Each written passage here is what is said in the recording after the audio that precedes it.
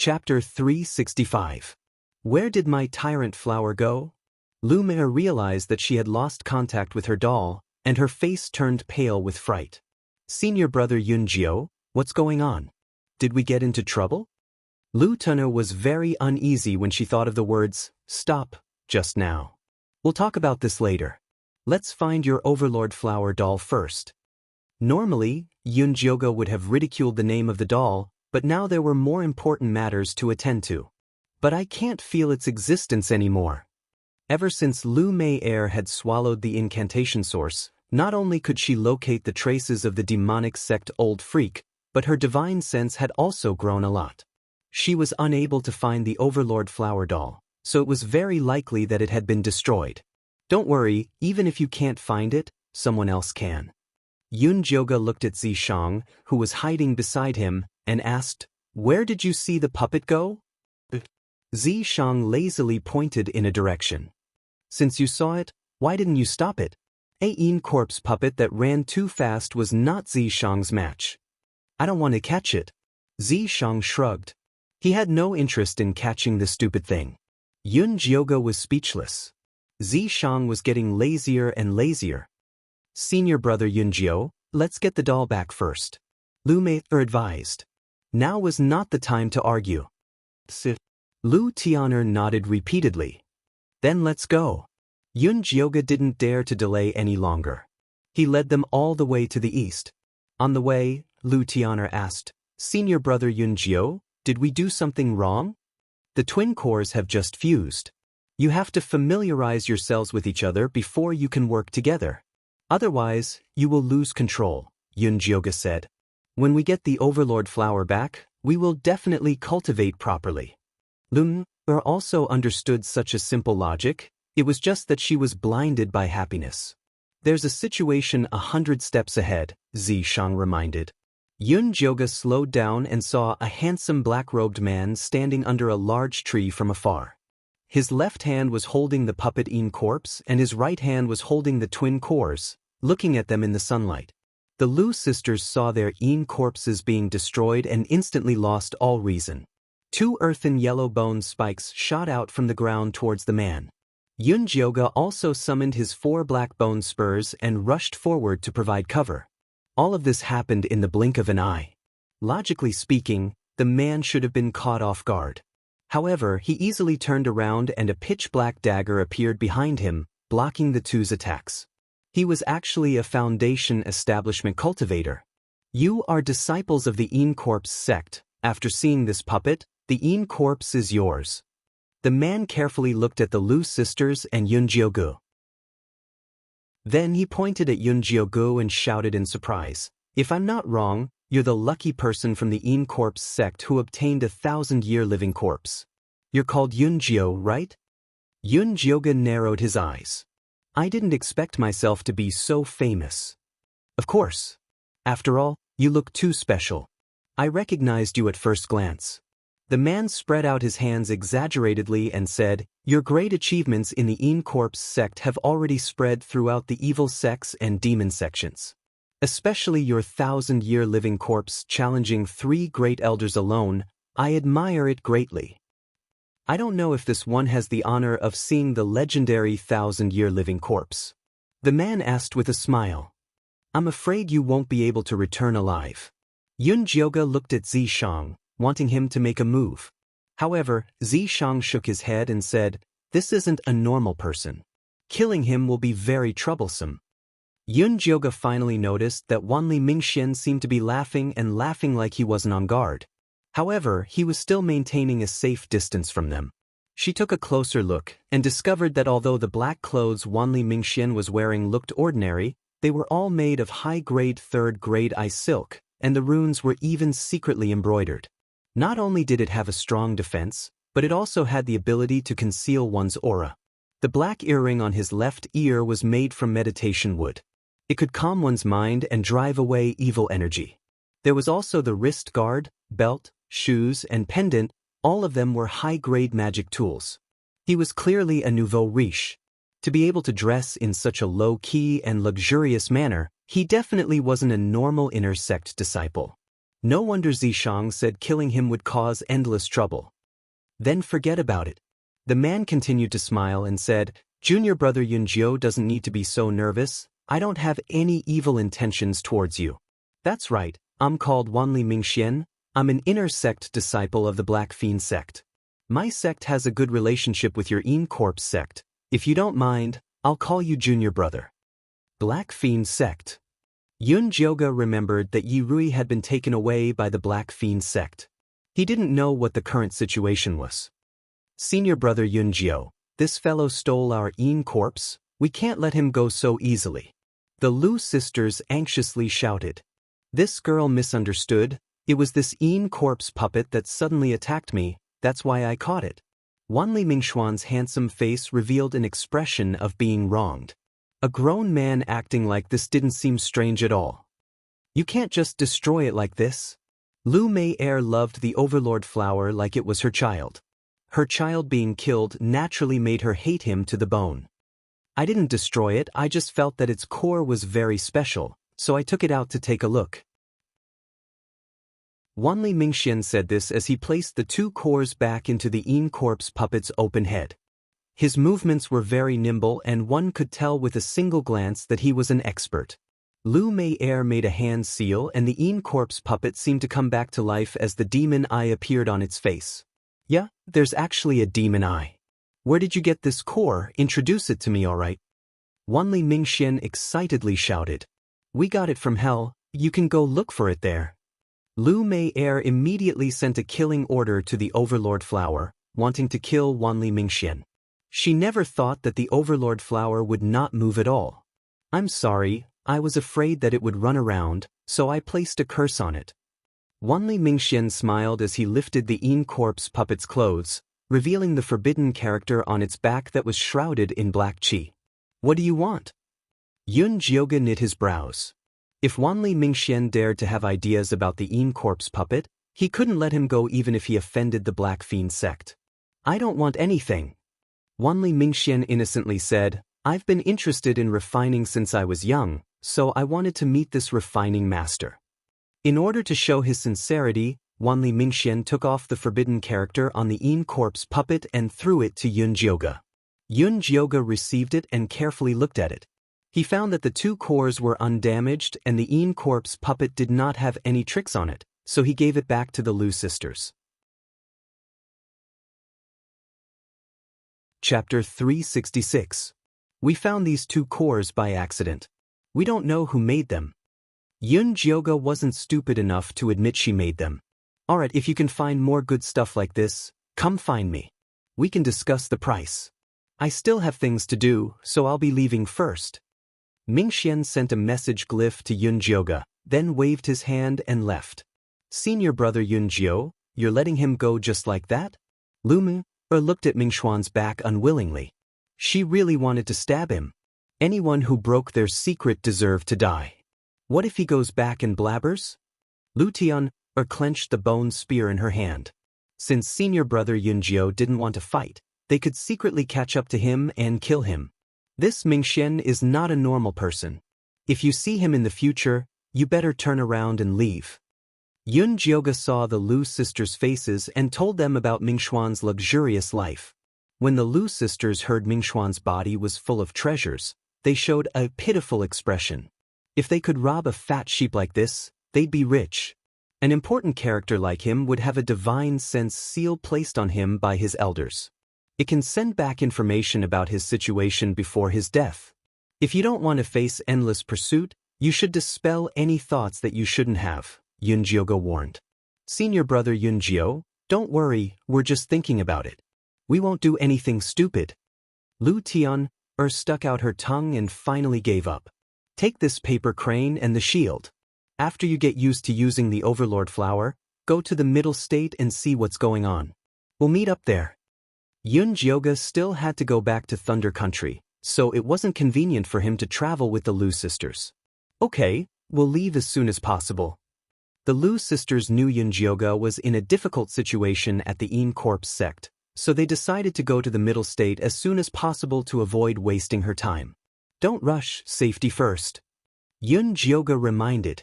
Although the Lu sisters' strength had increased greatly and they had Lu Tian's 9 Heldao body to protect them, they still couldn't let their guard down. Senior brother Yunjiao, don't worry. We value our lives. Alright, can you help me see if this soul shock grass has sprouted? Lu Tian took out the small flower pot. The color of the red soil inside was even darker.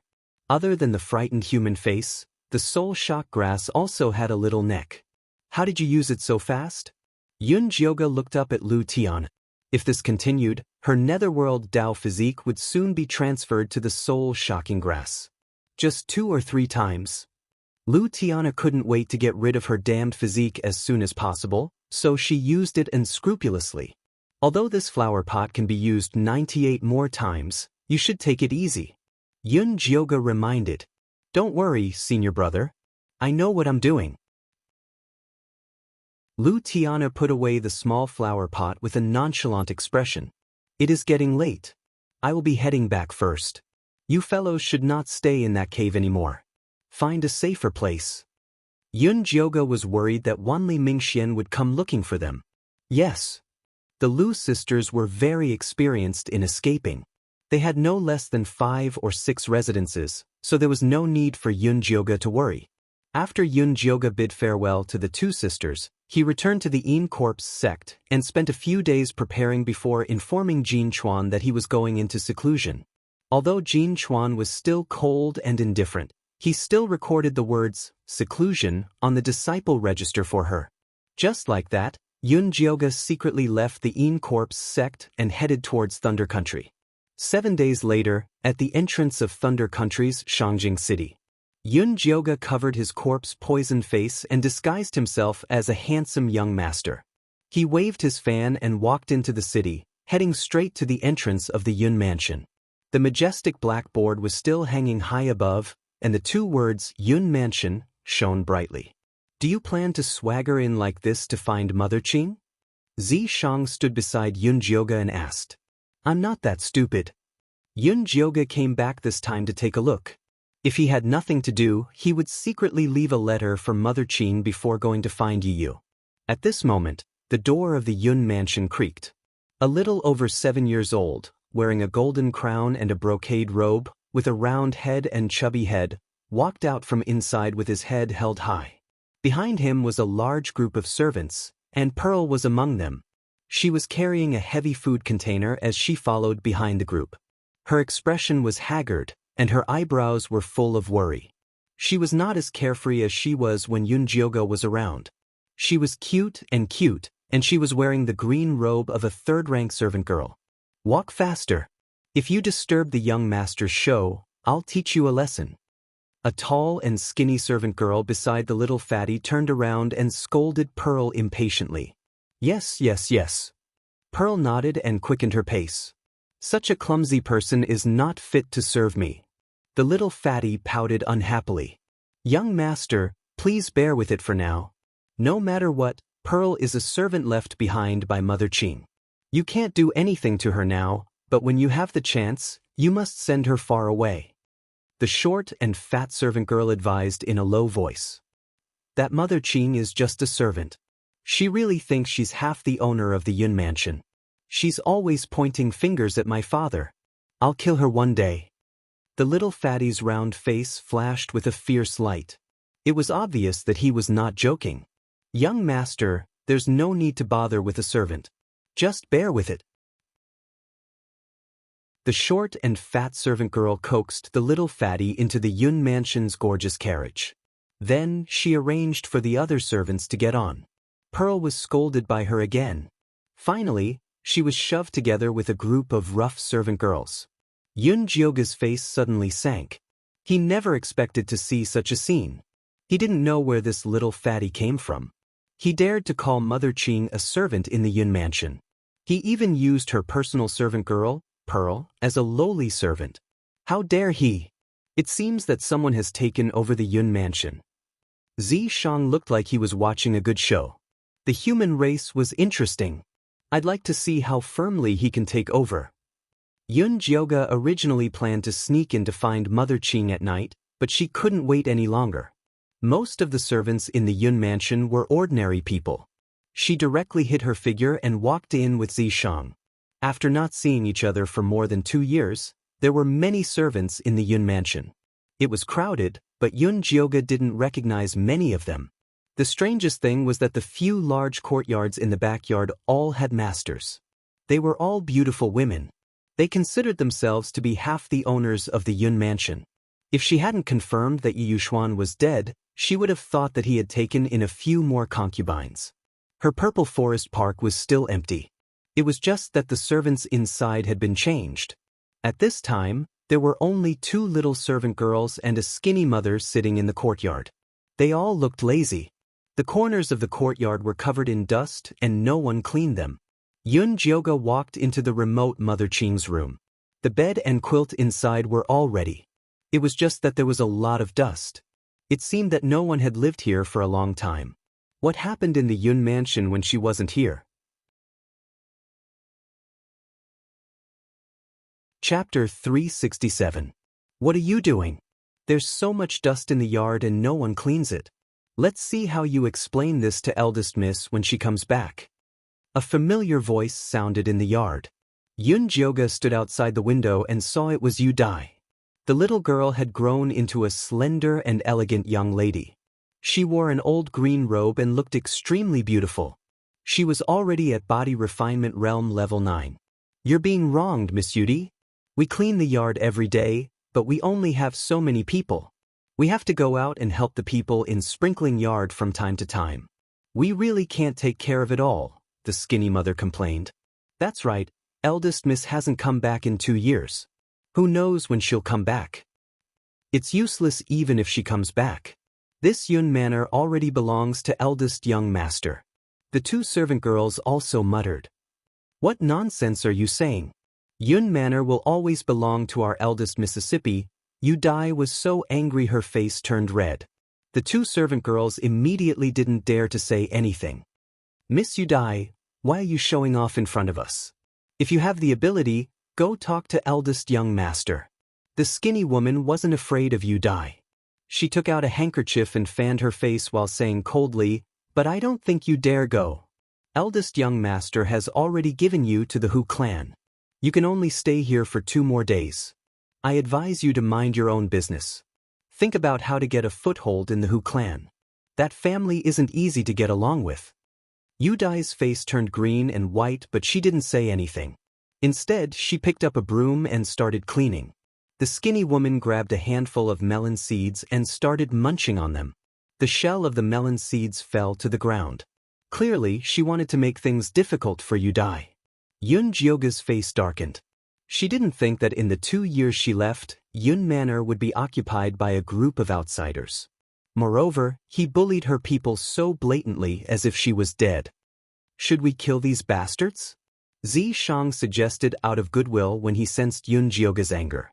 Yun Jioga calmed down instead. No rush. Let me figure things out first. Before she left, she had asked Wan Xiang and Bai Songling to look after Yun Manor. With their temperament, they shouldn't be watching Mother Qing and the others get bullied. There must be another reason. Yun Jioga quietly left Yun Manor and came to Wan Xiang's residence. There was a musty smell when he opened the door. The room was empty and dusty. She went out to ask around and found out that Wan Xiang had already left Thunder Country to travel around the various countries. Bai Songling returned to the Bai family and became a general, responsible for guarding the border. However, what shocked her the most was that the one who ascended the throne was actually noble consort Shi, with the title of Empress Shi. The former crown prince, Dongfang Ke, went to the Purple Cloud sect and became the last disciple of the Golden Core elder, Yuan Hua. The status of the emperor of a small country was naturally not comparable to that of the last disciple of a Jindan stage elder. Yun Jioga should be happy for Dongfang Ke's grand plans, but when she thought of the messy Yun family, she could not bring herself to be happy. At night, she finally found out Mother Qing's whereabouts. It turned out that Empress She had brought her into the palace to recuperate. Shall we go in and have a look? Zishang asked. There are experts in the palace. I can't get in. The imperial palace was not like the residence of Yun. There were still a few experts. Her shallow invisibility skills were useless. I'm here, what's there to be afraid of? Xianxia glanced sideways at her. Then I'll rely on you. This was what Yunjioga was waiting for. Xianxia drew an invisibility talisman for Yunjioga. He took her to avoid the Imperial Dragon Qi and sneaked into the back palace. Mother Qing was placed in the side hall of Jinxiu Palace. 2 palace maids were in charge of serving and guarding her. At this moment, the 2 palace maids were chatting and laughing as they embroidered pouches under the window. Mother Qing sat at the side in a daze.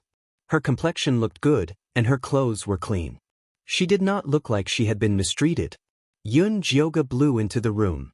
The 2 palace maids' eyes rolled back, and they softly fell to the ground. Who? Mother Qing turned her head, her sunken eyes revealing a fierce glint. It's me. Yunjioga appeared in front of Mother Qing. Eldest Miss. Although Yunjioga had disguised herself as a man, Mother Qing still recognized her at a glance. She immediately stood up in excitement. What exactly happened in the residence? Who are those people who moved in? Yunjioga sat down on a chair. Mother Qing sighed and said, They are people from the side branch of the Yun family. There were still a few cousins in the old master's generation, and they had been obediently guarding the ancestral hall in the village all these years. After Empress Shi ascended to the throne, she said that eldest Miss was a girl and did not have any children. Thus, she personally ordered Yun Yanbin, who was from the side branch of the Yun family, to come over to support the facade. Empress Shi. Yunjioga's eyes darkened. Something as important as adopting a son hadn't even been approved by her, but Empress Shi had hurriedly helped her. She was deliberately supporting a puppet to dominate the Yun family's assets. Eldest Miss, this old servant is useless. I couldn't help you guard the family well. Mother Qing's tears flowed down her face. When Yun Yanbin had first arrived, he had been well-educated and reasonable. He had also been very respectful to the old servants. After gaining power, he had married a few wives and concubines, supported them, and interfered in the management of the backyard. He had found all kinds of excuses to get the old servants out. Even Elder Hua had been sent elsewhere. You don't have to blame yourself. It's not your fault. No matter how much she respected Mother Qing, she was just a servant. It was impossible for her to withstand the pressure of Empress Shi. Eldest Miss, what should we do now? Mother Qing asked with a frown. Yun Yanbin's surname was Yun too. It wouldn't be easy to get him out. You don't have to worry about this. Have a good rest. Don't tell anyone that I was here, lest we alert the enemy, Yunjioga instructed. Yes, I understand. Mother Qing nodded repeatedly. Yunjioga left the side hall of Jinxiu Palace and looked at the Palace of Heavenly Purity from afar. That was Empress Shi's residence. What do you plan to do? Xianxia asked. When Yunjioga was treating Empress Shi and expelling the poison, he didn't have enough demonic power to transform. Although he was either sleeping or cultivating in the imprint most of the time, he knew that Yunjioga and Empress Shi had a good relationship. Since she's heartless, don't blame me for being unjust, Yunjioga said coldly. In the imperial study of the Palace of Heavenly Purity, the palace lanterns were hung high. Empress She was wearing a dragon crown with 9 pearls and a bright yellow dragon robe. She was examining the memorials. Nanny Zhou was no longer beside her. There was only Aunt Hong Xiu. Your Majesty, it's late. Please take a rest. Aunt Hong Xiu said carefully. Okay, rest. Empress She put down the memorials in her hands, pinched her brows, and walked toward her bedroom. Yunjioga stood in the shadows and looked at the sharp and domineering Empress Shi. She had the elegance of a great empress, and she felt extremely unfamiliar. The woman who held her hand and called her Jioga in the courtyard of the Prince of Dongling Palace would never return. Chapter 368. Yunjioga watched as Empress Shi walked into her bedroom.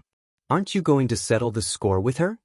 Xianxia's handsome face flickered in the shadows. Only his gray eyes were focused on Yunjioga. It's useless. She's not the only one who wants to take over the Yun family. Yunjioga looked sad. So what if she killed Empress Shi? As long as she wasn't guarding the Yun family, the next empress would do the same. She couldn't change the fact that greed clouded people's minds. If that's the case, why don't you dissolve the Yun family and let your people have a good home? Zishang said softly. Yun Jioga would go further in the future. There was no need to keep these things holding her back. Yun Jioga was a little stunned. Mother Qing and Elder Hua had been bullied by Yi Yuxuan when they were with their mother. Then, she was bullied by Empress Shi again. She had been suffering with the Yun family for most of her life. You're right. After Mother Qing and the others are settled, let them do whatever they want. She had already taken away all the valuable things in the Yun family. What was left was just the old house and some shops. The silver was worthless in her eyes.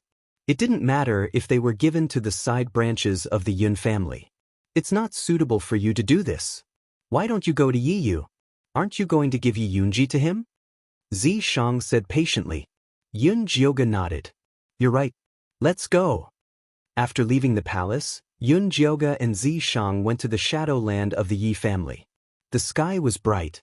Golden sunlight shone on the mountaintop. The empty valley in front of them was silent. There were rows of tombstones on the desolate yellow slope. The tombstones at the top were the ancestors of the Yi family. At the bottom was a row of new tombstones. They were the tombstones left behind after the Yi family was exterminated. The Shadowland was under the tombstones of the ancestors. Yun Jioga followed the clues left by Yi Yu and walked to the tallest tombstone in the middle. Excuse me. Yun Jioga cupped her hands and bowed. Then she grabbed the tombstone and twisted it 3 times. With a soft hum, the ground beneath her feet became empty, and she fell straight down. Zishang followed unhurriedly. They landed in an empty cave with Yun Jioga in his arms. Above the cave was a row of stalactites that emitted a beautiful light. There was a pitch-black hole in front of him. It looked like the gaping mouth of a monster, and a gust of cold wind blew out of it. This place is interesting. Zishang glanced at the cave entrance and pulled Yun Jioga's hand. Jioga! Yun, is there a need to be so serious? She was going to see her little friend, Yu. It was not like she was going to enter some deadly zone, so what danger could there be? There's nothing wrong with being cautious. Zishang gripped Yun Jioga's hand tightly and refused to let go. All right. Yun Jioga stopped resisting and followed Zishang into the pitch-black cave. Yun Jioga was drowned in darkness the moment he took a step inside. There was no sound at all. It was as if he had been deprived of his sense of sight and smell. If not for the warmth coming from the purple deceased sword, Yun Jioga would not have known where he was. The Shadowland is so well hidden. Why didn't the Yi family escape here when they were exterminated? Yun Jioga asked Zishang. But she found her voice swallowed by the darkness. She squeezed Zishang's hand and tried to send a voice transmission to him. But she found her 5 senses were sealed. She couldn't even send a voice transmission. This was too strange. Yun Jioga stopped and reached for her storage bag. She wanted to take out a bone spear to protect herself. But she found that she had lost contact with the storage bag. It felt like she was a blind ghost. She couldn't touch anything. She couldn't see anything. It made her tremble from the bottom of her heart. Yun Jioga panicked. She tugged at Zishang's hand and asked him to take her away from this place. She didn't expect Zishang to let go of her hand. Sounds of fighting could be heard in the darkness. Zishang, where are you? Yun Jioga waved her hands to help. But she couldn't touch anything. Fortunately, not long after, Zishang took her hand again and walked outside. When the light from the stalactite entered Yun Jioga's eyes, she was so excited that she almost cried. What kind of place is this Shadowland? Yun Jioga turned to look at Zishang. She saw that he was carrying someone on his shoulder. His hair was messy. His clothes were old and tattered. His body was as thin as a stick. It looked like he could be blown away by a gust of wind. Yun Jioga moved the person's messy hair aside and saw a pale face. Although his cheeks were thin, his facial features were still very beautiful. The most eye-catching feature was a red mole between his eyebrows. It was Yi Yu. How did he become like this? Yun Jioga was shocked. He's been in there for too long. His body is too weak. Let him rest for a while. Zishang threw Yi Yu to the ground. Be gentle. Yun Jioga was afraid that Yi Yu would fall apart. She quickly squatted down to examine him. She found that Yi Yu had reached the cultivation level of a spirit master. However, his body condition was terrible. Not only was he severely dehydrated, but he also showed signs of malnutrition. Although foundation-building cultivators could not eat, not eating for a long time was still a huge burden on the body. Yun Jioge took out a few bottles of blood-replenishing pills from his storage bag and poured them into Yi Yu's mouth. Yi Yu's throat moved and he swallowed them all.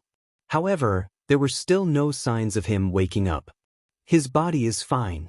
Why won't he wake up? Yun Jioge checked Yi Yu's pulse again. He confirmed that his body had completely recovered under the nourishment of the pills. He should wake up soon. His consciousness is sealed. If we want to wake him up, we have to wake him up. Zishang said. Then what do we do?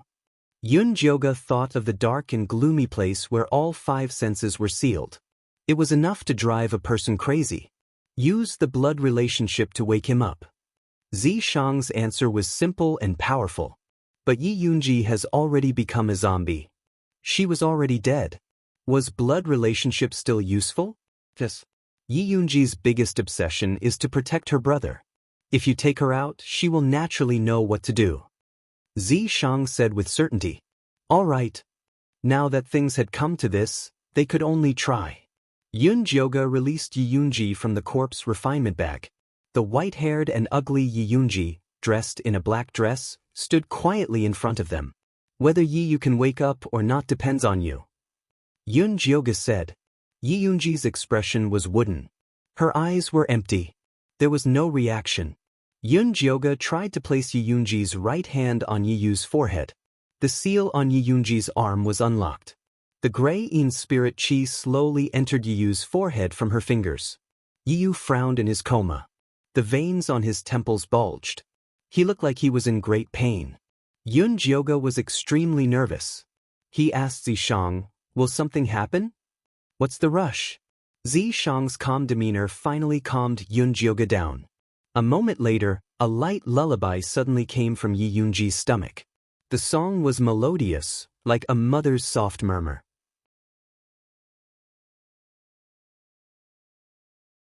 Chapter 369. When Yi Yu heard the song, his furrowed brows gradually relaxed and his expression became peaceful. How can she sing? Yun Jioge looked at Yi Yunji in shock. Wasn't her soul destroyed? She's a zombie. What's so strange about her singing? Some powerful zombies can even use sound wave attacks to kill without leaving a trace, Zishang said calmly. All right. Yun Jioge admitted that she was being too surprised. She lowered her head to observe Yi Yu's pale face. After a while, she looked up and asked Zishang, Yi Yunji has a yin physique. Is Yi Yu the same? No, he just has a pure martial practitioner physique. Zishang shook his head. That's good. Yun Jioge sighed. In the past, she thought that people with special physiques were lucky. Now she knew that treasuring a jade ring was a crime. If one couldn't protect themselves, they would only become meat on the chopping board of the strong. The Lu sisters and Yi Yunji were living examples. Yi Yunji's singing gradually stopped. Yi Yu's eyelashes began to tremble. His eyeballs rolled under his eyelids before he slowly opened his eyes. You're awake. How do you feel? Yun Jioge asked with concern. Or you? She didn't expect Yi Yu to look at her with vigilance. It's only been 2 years and you've completely forgotten about me? Yun Jioge's voice returned to normal. She couldn't do anything about her appearance. The illusion grass was too powerful. No matter how she disguised herself, she still looked like a man. Young miss. Yi Yu's voice was still hesitant. It seemed that he still didn't believe her. After all, the handsome young man in front of him didn't look like a woman at all. You don't believe me, but you should believe him. Yun Jioge pointed at Zishang, who was leaning against the tree and acting cool. Although Zishang was still in his gray hair and eyes, his powerful aura was unparalleled. Yi Yu was completely relieved. He smiled at Yun Jioge and said, I didn't expect you to come back so soon. 2 years? I think you've been living too long. Thinking of this, Yun Jioge hurriedly asked, What the hell is that shadow land? You almost died there. It's a sacred place for cultivation in our tribe. Yiyu scratched his head and said somewhat embarrassedly, "However, only after becoming a spirit master can one enter to cultivate. It has already been 50 years since anyone from our clan has entered. You're really not afraid of death?" Yunjioga remembered that when they separated, Yiyu was only an intermediate spiritualist, which was equivalent to the 5th stage of Qi refinement. At that time, he dared to enter the trial ground for Foundation establishment cultivators.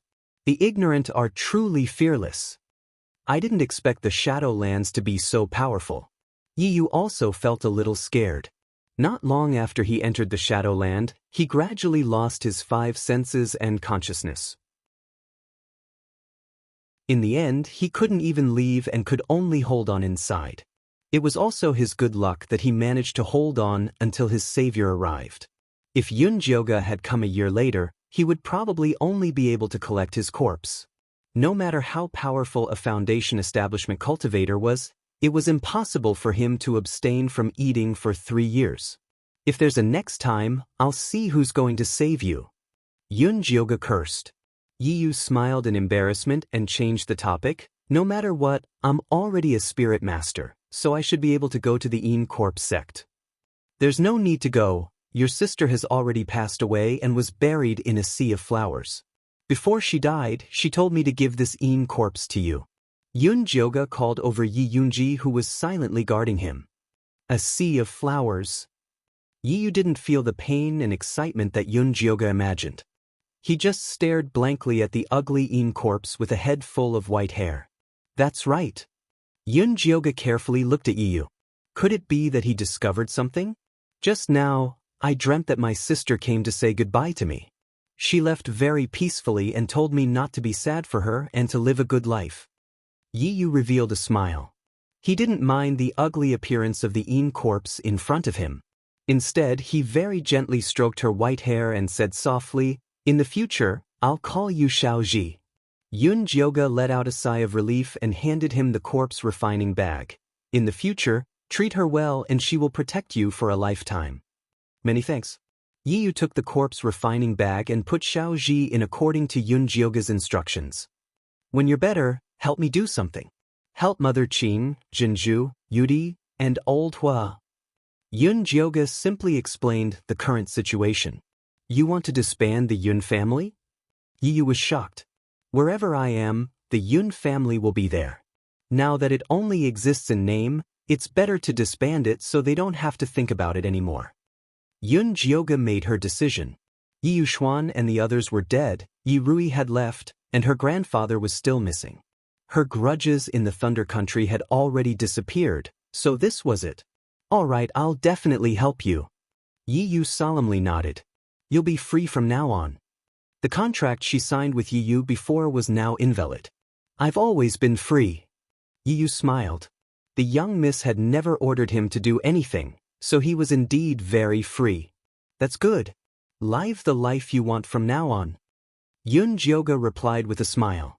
"I won't be saying goodbye to them. Tell them to take care of themselves for me." There was no need to scare them in her current state. "I will." Yi Yu nodded again. "Goodbye." Yunjioga waved her hand and went on her way in a carefree manner. She still had a long way to go. As long as Yi Yu and the others continued to cultivate, they would have a chance to meet again. Yi Yu looked at Yunjioga's gradually disappearing figure, but he didn't feel sad at all. Although the young miss didn't need him now, he wouldn't slack off. He had to continue cultivating. I'll go to the 100,000 mountains to find Luo Tian and Junichen. I wonder how they're doing now. But before that, I still have to complete the task that the young miss gave me. Yi Yu's return to Shangjing as a spirit master shocked the entire Thunder Country. Although there were a few spirit masters in the Thunder Country, they were all old men and women. There weren't many as young as him, so he definitely had a bright future. Empress Shi also sent someone to contact him. She wanted to meet him in person and try to rope him in. Yi Yu only sent a sentence to Empress Shi. "I'm not interested in people who bite the hand that feeds them and burn their bridges." Empress Shi didn't dare to say anything. Not long after, Mother Qin disappeared from the palace and appeared in her hometown in Suzhou, thousands of miles away. She was conferred the title of matriarch by her niece and nephew. Elder Hua, who was patrolling the shops outside, officially resigned from his position as the old butler of the Yun family. He established a small martial arts school in his hometown and took in a few good disciples. Yu Dai originally wanted to marry Yu Dai as a concubine, but she said she couldn't match her status. She personally came to apologize and returned the slave contract. Yu Dai tore the slave contract and found a small shop in Alchemy City with Hua Dai's spirit tablet. She started a medicine business, specializing in bone-opening medicine. Her business grew bigger and bigger. Zhenju got rid of her slave status and returned to her hometown. She married her childhood sweetheart and bought a dozen acres of fertile land, becoming a local tycoon. When Mother Qing and the others were properly settled, Yun Jioga had already set off for the Central Plains.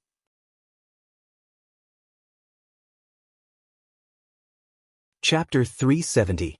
Yun Jioga sped along the way, traversing mountains and ridges. Finally, after 5 days, he arrived at the middle ground. She still maintained the appearance of a young man, with the sword pellet that Bailey Moyun had given her hanging on her waist, and a spirit sword on her back. She completely looked like a young sword cultivator who had descended to the mortal world to gain experience. The Central Plains did not have many things, but it had the most robberies. A newbie like Yun Jioga was simply a fat sheep sent to their doorstep.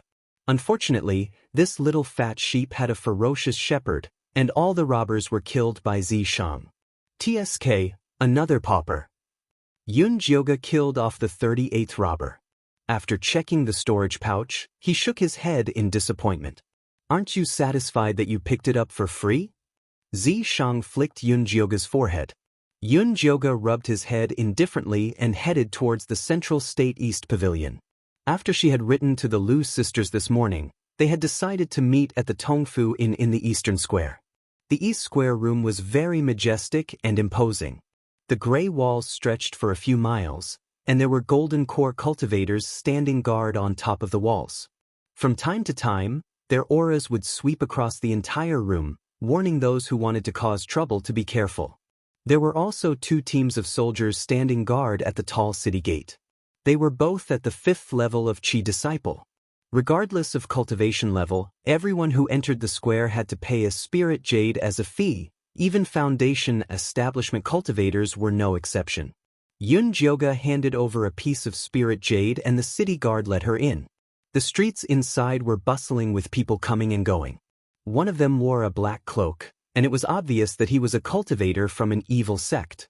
There were also decent people who carried spirit swords or talismans on their backs. The shops on both sides of the street were also selling a complete range of items. Spirit pills, pills, spirit artifacts, dharma artifacts, evil artifacts, there was everything one could think of. Yun Jioga was dazzled by the variety. She looked around as she walked. When she passed by a talisman embroidery shop, she went in and bought a set of 3 black cloaks.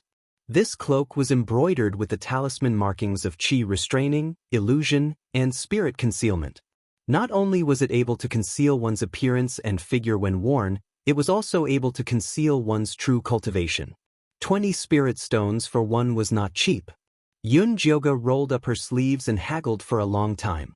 She only managed to reduce the price to 15 spirit stones per item. It was so expensive that she felt her heart ache. But no matter how expensive it was, he had to buy it. After all, Zi Shang only knew how to carve and not embroider. He even despised the idea that only women were good at embroidery. By the time she arrived at Tongfu Inn, the sky was already dark, but the Lu sisters hadn't arrived yet. "How much is the accommodation?" Yun Jioga asked the stout innkeeper. 3 spirit stones per night for the upper room, 2 spirit stones for the middle room, and 1 spirit stone for the lower room. The short and fat shopkeeper said without raising his head while counting the golden abacus in his hand. "So expensive?" Yun Jioga frowned. Along the way, she had also stayed in inns, and the best room was only 500 spirit jades a night. However, the superior room here was actually 3,000 spirit jades. This was daylight robbery. "Dear customer, our superior room here is very rich in spirit qi, which is very convenient for cultivation. Moreover, recently our central continent has been very short on housing, and now there are only a few rooms left. If you don't hurry up and book a room, I'm afraid there won't be any room left. The innkeeper raised his head and looked at Yunjioga, revealing a meaningful smile. It is very dangerous for us in the central state not to stay in an inn at night. Yunjioga was not afraid of danger, but she was afraid of missing the Lu sisters. However, there were indeed many people in this inn, and the lobby downstairs was basically full. All right, give me a middle room. Fortunately, she had robbed quite a few people on her way here, or else she really couldn't afford to stay here. All right, a middle room. Dear customer, do you want to eat downstairs or in the guest room? Our inn's spiritual cuisine is also very good. The innkeeper's attitude was much warmer. Downstairs then. Yunjioga's gaze swept across the crowded lobby. This was a good place to obtain information. All right, little Lin, take this customer to the 7th middle room. The innkeeper gave Yunjioga a token and had the inn's waiter take her upstairs. This middle room was quite spacious, and the furnishings were very clean and tidy. There were even a few water spirit flowers in the corner, and the faint spirit chi in the air was not bad. However, it was not good for cultivation. Yunjioga was not in a hurry to go downstairs. Instead, she sent a message to the Lu sisters, saying that she was staying in the 7th middle room. The Lu sisters quickly replied, saying that they would be back in an hour. Yunjioga put down the communication talisman and asked Zishang, who was sitting at the table drinking tea, "Are there any dangerous people in this inn?" "For a small shrimp like you, every one of them is dangerous," Zishang said plainly. It wasn't that he looked down on Yunjioga, but chi refinement cultivators like her who came out alone had all died on the way. "Don't I have you?" Yunjioga giggled and hugged Zishang's shoulder. During this period of time, Zishang's personality had changed, and he no longer flirted with Yunjioga. His personality was much more mature, and Yunjioga began to call him brother. She was getting more and more used to her identity as a man. There are many foundation establishment cultivators downstairs, and they have a few chi refinement disciples with them. Take a closer look later, you might be able to see something. Zishang put down his teacup and began to advise Yunjioga. "I'll go down now." Yunjioga was instantly interested. The lobby was almost full, and Yunjioga finally found a corner with great difficulty. The moment he sat down, a middle-aged foundation establishment cultivator with a long sword on his back and 3 strands of beard on his chin walked over and asked, "Little brother, is there someone sitting here?" "No, please take a seat, senior." Yunjioga replied politely, but his heart was on guard. In this world where the one with the biggest fist had the final say, cultivation represented everything. Foundation establishment cultivators had always looked down on chi refinement disciples, and their tone was either condescending or bossy. There were no exceptions. It was really unusual for this middle-aged man to be so polite to him. "My surname is Lin. May I know your surname, little brother?"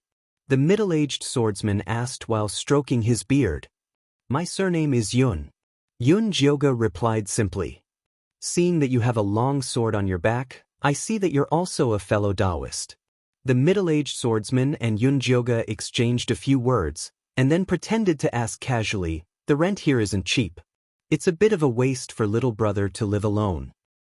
"I have 2 friends who will come over later," Yunjioga said. "Oh, are they also sword cultivators?" "No." Yunjioga shook his head. "Little brother, don't be nervous. I mean no harm. It's just that when we're outside, we must unite as fellow Daoists." The middle-aged swordsman said a bunch of nonsense again, and then got to the point. "I have an errand here that requires chi refinement disciples' help. I wonder if little brother is interested?" "Oh, what errand is it?" Yunjioga raised his eyebrows and asked. "Do you see those chi refinement cultivators?" The swordsman in the middle signaled Yunjioga to look at the lobby with his eyes. "Here comes the meat show." Yunjioga perked up and quickly asked, "I see them. I didn't expect so many seniors to bring their juniors here to cultivate. Is there something special happening here?"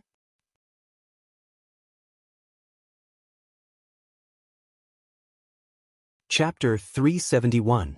Little brother, you are indeed smart. Actually, we found a ruin near the middle continent, but only Qi refinement stage cultivators can enter. Are you interested in working with us? The middle-aged cultivator asked. Middle continent ruins? Yun Jioga's pupils shrank. He didn't know if this ruin was the same as the one the Lu sisters were talking about. If it was the same mystic realm, then wouldn't they have come here for nothing? Little brother, you've heard of the middle continent ruins? The middle-aged sword cultivator raised his eyebrows. No, I just feel that it's a little strange. Since this ruin is so important, why didn't the cultivators of the Middle Continent Alliance come out to organize it? Instead, they sent us rogue cultivators? The Middle Continent was a fat piece of meat that was split between the righteous and evil sections. Naturally, the Middle Continent Alliance also sent people out. However, this ruin is too big. They can't take all of it, so they let us take advantage of it. I still have a few spots here. If you are interested, I can sign a contract with you. You just have to split the loot with me, the middle-aged cultivator said patiently. I'll have to discuss this with my companions, Yun Jioga said with a troubled expression. All right, then I'll wait for your good news. The middle-aged sword cultivator left a communication talisman and left. Yun Jioga kept the talisman. He didn't want to stay any longer, so he went upstairs and returned to the house. How did this ruin become known to everyone? Yun Jioga was very annoyed. We'll know when those two girls come back. Zi Shang wasn't in a hurry. Yun Jioga looked at the time. It wasn't long now. A moment later, there was a knock on the door. Who is it? Yun Jioga asked. It's me. Lu Mei's voice sounded. Yun Jioga opened the door and was instantly shocked. He saw two dark-skinned, pockmarked, squinting eyes, bulbous noses, sausage mouths, and skinny women standing at the door. They were so ugly that it would make one nauseous. They were the Lu sisters. However, what surprised Yun Jioga the most was the handsome man in black standing behind them. It was actually Wanli Mingxian. How did you guys end up together? Yun Jioga cried out. Junior brother Yun Jio, you've misunderstood. There's nothing going on between me and junior sister Lu. Wanli Mingxian hurriedly waved his hand. Even though he was an evil cultivator, he still cared about his reputation. Senior brother Wanli doesn't like us small fries. Lu Tian'er touched the pockmarks on her face and winked at Wanli Mingxian. The falling flowers yearn for love, but the heartless brook is heartless. Lu Mei pouted. She seemed to be very familiar with Wanli Mingxian. Indeed, a woman's heart was like a needle at the bottom of the sea. Who could have guessed that a dozen or so days ago, the two sisters had looked like they could not wait to kill Wanli Mingxian. Junior sister Lu really likes to joke. Wanli Mingxian displayed a very reserved appearance in the face of the Lu sisters' teasing. Let's talk inside. Yun Jioga waved his hand. After the two sisters entered the house, they sat in front of Wanli Mingxian and told him how they met. It turned out that when the two sisters came over, they accidentally provoked a middle-stage foundation establishment cultivator. When they were fleeing for their lives, Wanli Mingxian had saved them. Only then did they travel together. It's all thanks to senior brother Wanli's care. It saved us a lot of trouble. The Lu sisters said with a serious expression. Junior sister Lu is too kind. Wanli Mingxian shook his head. We'll talk about this later. Have you heard about the Middle Continent ruins? Yun Jioga told them about how he was recruited downstairs. Then, he placed the communication talisman left behind by the middle-aged cultivator on the table and said, there must be something fishy about this. Not long after we arrived at the Middle Continent, we heard that the ruins had already been discovered. The Middle Continent Alliance gathered many Foundation establishment cultivators and gave each of them 3 spots. They required at least 3 Qi condensation cultivators to be allowed to enter the secret realm. Senior brother Wanli has already received the token. When the Lu sisters found out about this, they were also dumbfounded. Fortunately, Wanli Mingxian was there. Otherwise, they would have to return empty-handed. 3 years ago, I heard that the Middle Continent ruins would be open this year. Junior sister Lu's father also received the news at that time. It's very likely that the Middle Continent Alliance had already started making arrangements 3 years ago. Wanli Mingxian also analyzed the situation. Yun Jioga's fingers could not help but lightly tap the table. It was very obvious that the news of the ruins had been deliberately released by the Middle Continent Alliance. Why did they need so many foundation establishment cultivators and qi condensation cultivators? Senior brother Yunjio, are we still going to stay here? Although the Lu sisters were very close to Wanli Mingxian, they still trusted Yunjioga the most. If Yunjioga said he wanted to leave, they definitely would not stay. What do you think, brother Wanli? Yunjioga looked at Wanli Mingxian. Cultivators like us fight against the heavens and humans. The opportunity is right in front of me, I won't retreat so easily. Wanli Mingxian shook his head. He still owed a huge debt and was just waiting for this opportunity to make a fortune. But that middle-aged cultivator just said that you foundation establishment cultivators can't enter, Yunjioga said. Listen to his bullshit. Wanli Mingxian had a look of disdain. If foundation establishment cultivators couldn't enter, why would they be so proactive in helping the Middle Continent Alliance find qi condensation disciples? Yunjioga pondered for a moment, then looked at Zishang, who was invisible and sitting beside him. The Lu sisters could not help but look over as well. Although they could not see anything, they still felt a little nervous. Go! Zishang nodded. Alright, since that's the case, let's stay and observe the situation. With Zishang around, there was nothing to be afraid of. That's great. The Lu sisters nodded excitedly. Although the two sisters said it in a carefree manner, they were also very unwilling to leave just like that. The Middle Continent Alliance will be organized in 3 days. When the time comes, you just have to follow me to participate. Wanli Mingxian had already asked around. He felt that he was very lucky to be able to meet these 3 people. Otherwise, he might have to spend a lot of effort to enter the ruins. In the next 3 days, whenever Yunjioga and the Lu sisters went out to ask around, they would always run into foundation establishment cultivators who wanted to hire them to go to the ruins. For example, the middle-aged swordsman could be politely brushed off. Those with a domineering temper would directly threaten and bribe them.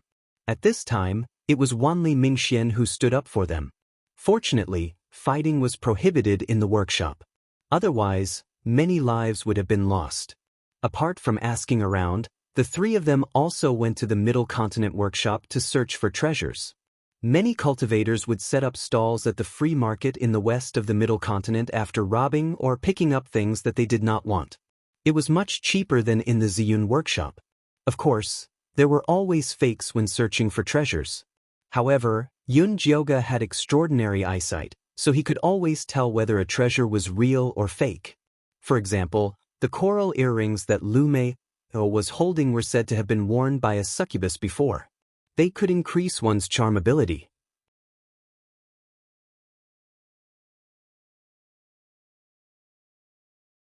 Chapter 372. This coral is fake, it's just an ordinary spiritual coral. 50 spirit stones is simply a scam. Yunjioga ignored the ugly expression of the stall owner and pulled the reluctant Lu Mei away. Walking to a stall with a pile of accessories, Yunjioga squatted down and started to search. In the end, he picked up a purple veil embroidered with cloud patterns and said to Lu Mei, "This is more suitable for you."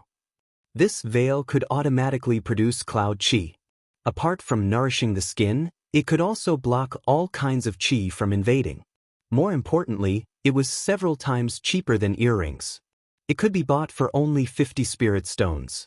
It was practically free. Okay, I want this. Lu Mei trusted Yunjioga's taste. What about me? Lu Tian pouted. This one. Yunjioga picked up a red sandalwood hairpin. Not only could it moisturize black hair and keep it clean, it could also form a protective cover to protect the head in times of danger. Although the function was a bit useless, the price of 50 spirit stones was a huge profit. Lu Tian was also very satisfied with this hairpin. Compared to buying a good thing, she was happier that she got a big bargain. Yunjioga's eyes swept around and was attracted by a pair of worn-out black wings. It looked very similar to the pair of flying magic tools she saw in the Thousand Treasure Tower. However, the quality was slightly better. She was now at the 7th level of Qi Disciple and could already fly with magic tools. However, the speed of the bone spur was very slow and was far worse than a flying magic tool. This is a rank 3 bat wing. It was refined from the bones of a wind bat. Now it's selling at a loss for only 300 spirit stones. The stall owner enthusiastically called out. A few of these bat bones are broken. Moreover, more than half of the runic patterns on it have been erased. Can it still be used? Yun Jioga picked it up and looked at it carefully. Of course it can be used. If it was complete, it could be sold for at least 700 spirit stones. It's already a big loss for me to charge you 300 spirit stones. The stall owner said with a pained expression. Please, a flying magic tool that can be sold for 700 spirit stones is just refined. How can this broken thing that you picked up from God knows where compare? That's right. You still have the nerve to sell it for 300 spirit stones. I think it's worth 50 spirit stones at most. The Lu sisters also rolled up their sleeves and joined in the haggling. After a fierce battle of words, Yun Jioga finally bought the pair of bat wings for 150 spirit stones. The Lu sisters also took a fancy to the veil and the wooden hairpin as extras. When Yun Jioga returned to the inn, she went to ask Zishang to help her repair the runes on the bat stinger. Collecting junk all day long, and you still have the nerve to ask me for help? Although Zishang scolded her, he still helped her complete the runes in the end. Yun Jioga secretly tried it out, and it was very effective. In just a moment, it could fly 10 miles away. It was definitely a life-saving treasure. In the blink of an eye, it was time for the central state to assemble. These are for you. Yun Jioga gave the Lu sisters each one of the black cloaks he had bought. It's too expensive. Lu Mei refused again and again. They had spent a lot of money on this journey, so they didn't have any more money to buy these things. This is for you. You don't have to pay for it. Yun Jioga already knew that the Lu sisters were poor. Thank you, senior brother. Senior brother is really a good person. The Lu sisters immediately received it excitedly and began to study the runes on it. Wow, this can adjust the body shape. I want to adjust into a muscular man. Lu Tian immediately began to adjust, and the black cloak immediately became longer and wider. Use it wisely. This is not cheap.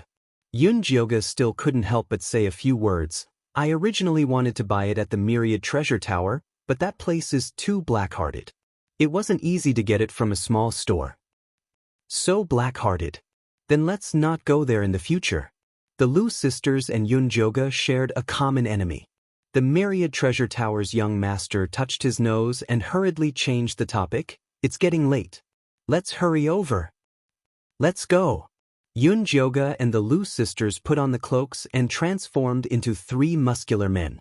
They followed behind Wan Mingxian, and they looked to be half a head taller than him. Wan Mingxian couldn't help but cough twice before saying seriously, we still need to verify our cultivation when we go over later. We can't wear this cloak now. Let's keep it until we enter the ruins. Alright. The Lu sisters reluctantly took off the cloaks, but they still kept the disguise of ugly women on their faces. It's best not to keep the disguise. Wan Mingxian had a troubled expression. Although the gathering order didn't say it very clearly, such a simple disguise could still be easily picked apart. No, there are so many bad people there. What if they covet our beauty? The Lu sisters refused to show their true faces. But your looks are too fake. Wan Mingxian was helpless. Even his toes could see that it was fake. Come, I'll help you change it. Changing her appearance was simply a piece of cake for Yun Jioga. She took off the Lu sisters' coarse disguise, took out some medicinal liquid and smeared it on. Then, she changed her clothes and immediately transformed. Not bad. Wan Mingxian took a look and nodded in agreement. It's very unique in its ugliness. Lu Mei's skin was slightly dark. She had thick eyebrows, small eyes, a flat nose, a big mouth, and a square chin. When she smiled, she revealed a mouth full of yellow teeth. Lu Tiana's eyebrows were sparse, and the distance between her eyes was very wide. When she smiled, she looked like an infatuated fool. The two sisters threw flirtatious glances at Wan Mingxian at the same time. Let's go, let's go. Wan Mingxian didn't dare to look anymore. He turned around and ran out the door. The middle ground ruins was a wasteland 100 miles away from the workshop. At this time, a simple and crude yellow city had already been built on the wasteland, enclosing the entire ruins. Groups of soldiers patrolled on top of the mud walls. The leaders were all middle-stage Foundation establishment cultivators. The security was even tighter than the workshop. The guard was an early-stage Foundation establishment cultivator. He had a long, thin face, small eyes, and a small mustache above his lips. He took Wan Mingxuan's pass and examined it carefully. Then he looked behind him and said, "Only these three?" "Yes, senior." The Lu sisters immediately winked at him. The small mustache's face twitched. He hurriedly looked away and said to a soldier beside him, "Bring them in." A soldier at the third level of Qi condensation led Yunjioga and the others inside. They followed the yellow walkway and turned a few corners before arriving at an open space. They were surrounded by mud walls that were 20 feet tall. Below their feet was a brown land overgrown with weeds. Not far away, there was an earthy yellow platform. On it, there were 3 large flags of the Central Ground Alliance with a black background and a red heart. 6 Foundation establishment cultivators wearing black masks guarded the platform. There were already 5 Foundation establishment cultivators gathered in the open space. Behind each of them were 3 Qi condensation cultivators. The middle-aged sword cultivator who contacted Yunjioga a few days ago was also there. When he saw her from afar, he nodded at her. Yunjioga also nodded in return. She swept her gaze around and found that most of the people here were itinerant cultivators and righteous cultivators. There was actually no one from the evil sections.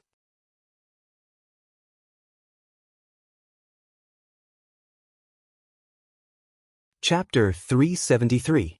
I heard that the evil sects are gathering in another place, Wanli Mingxian said softly. He had been pretending to be a swordsman all this time, which was why he had gathered here. I see. Although Yunjioga was a little surprised, she did not sense anything wrong. The evil sects and the righteous sects had always been at odds, so it was normal for them to make arrangements separately. I heard that the Central Continent Alliance sent out a total of 18 communication talismans, Wanli Mingxian said softly. If we can find 3 Qi refinement disciples among these 18 people, there will be 62 people. Including the Central Continent Alliance's own people, that's too many. Although Yunjioga had never entered the ruins, she knew that it was different from a mystic realm. It would not be very big and there would not be many things, but they would all be of high quality. With so many people going in, there will definitely be a fight. Wanli Mingxian was very experienced in this. He reminded the Lu sisters, "If we get separated when we go in, you must protect yourselves. Otherwise, you will be the first to die." The Lu sisters nodded solemnly.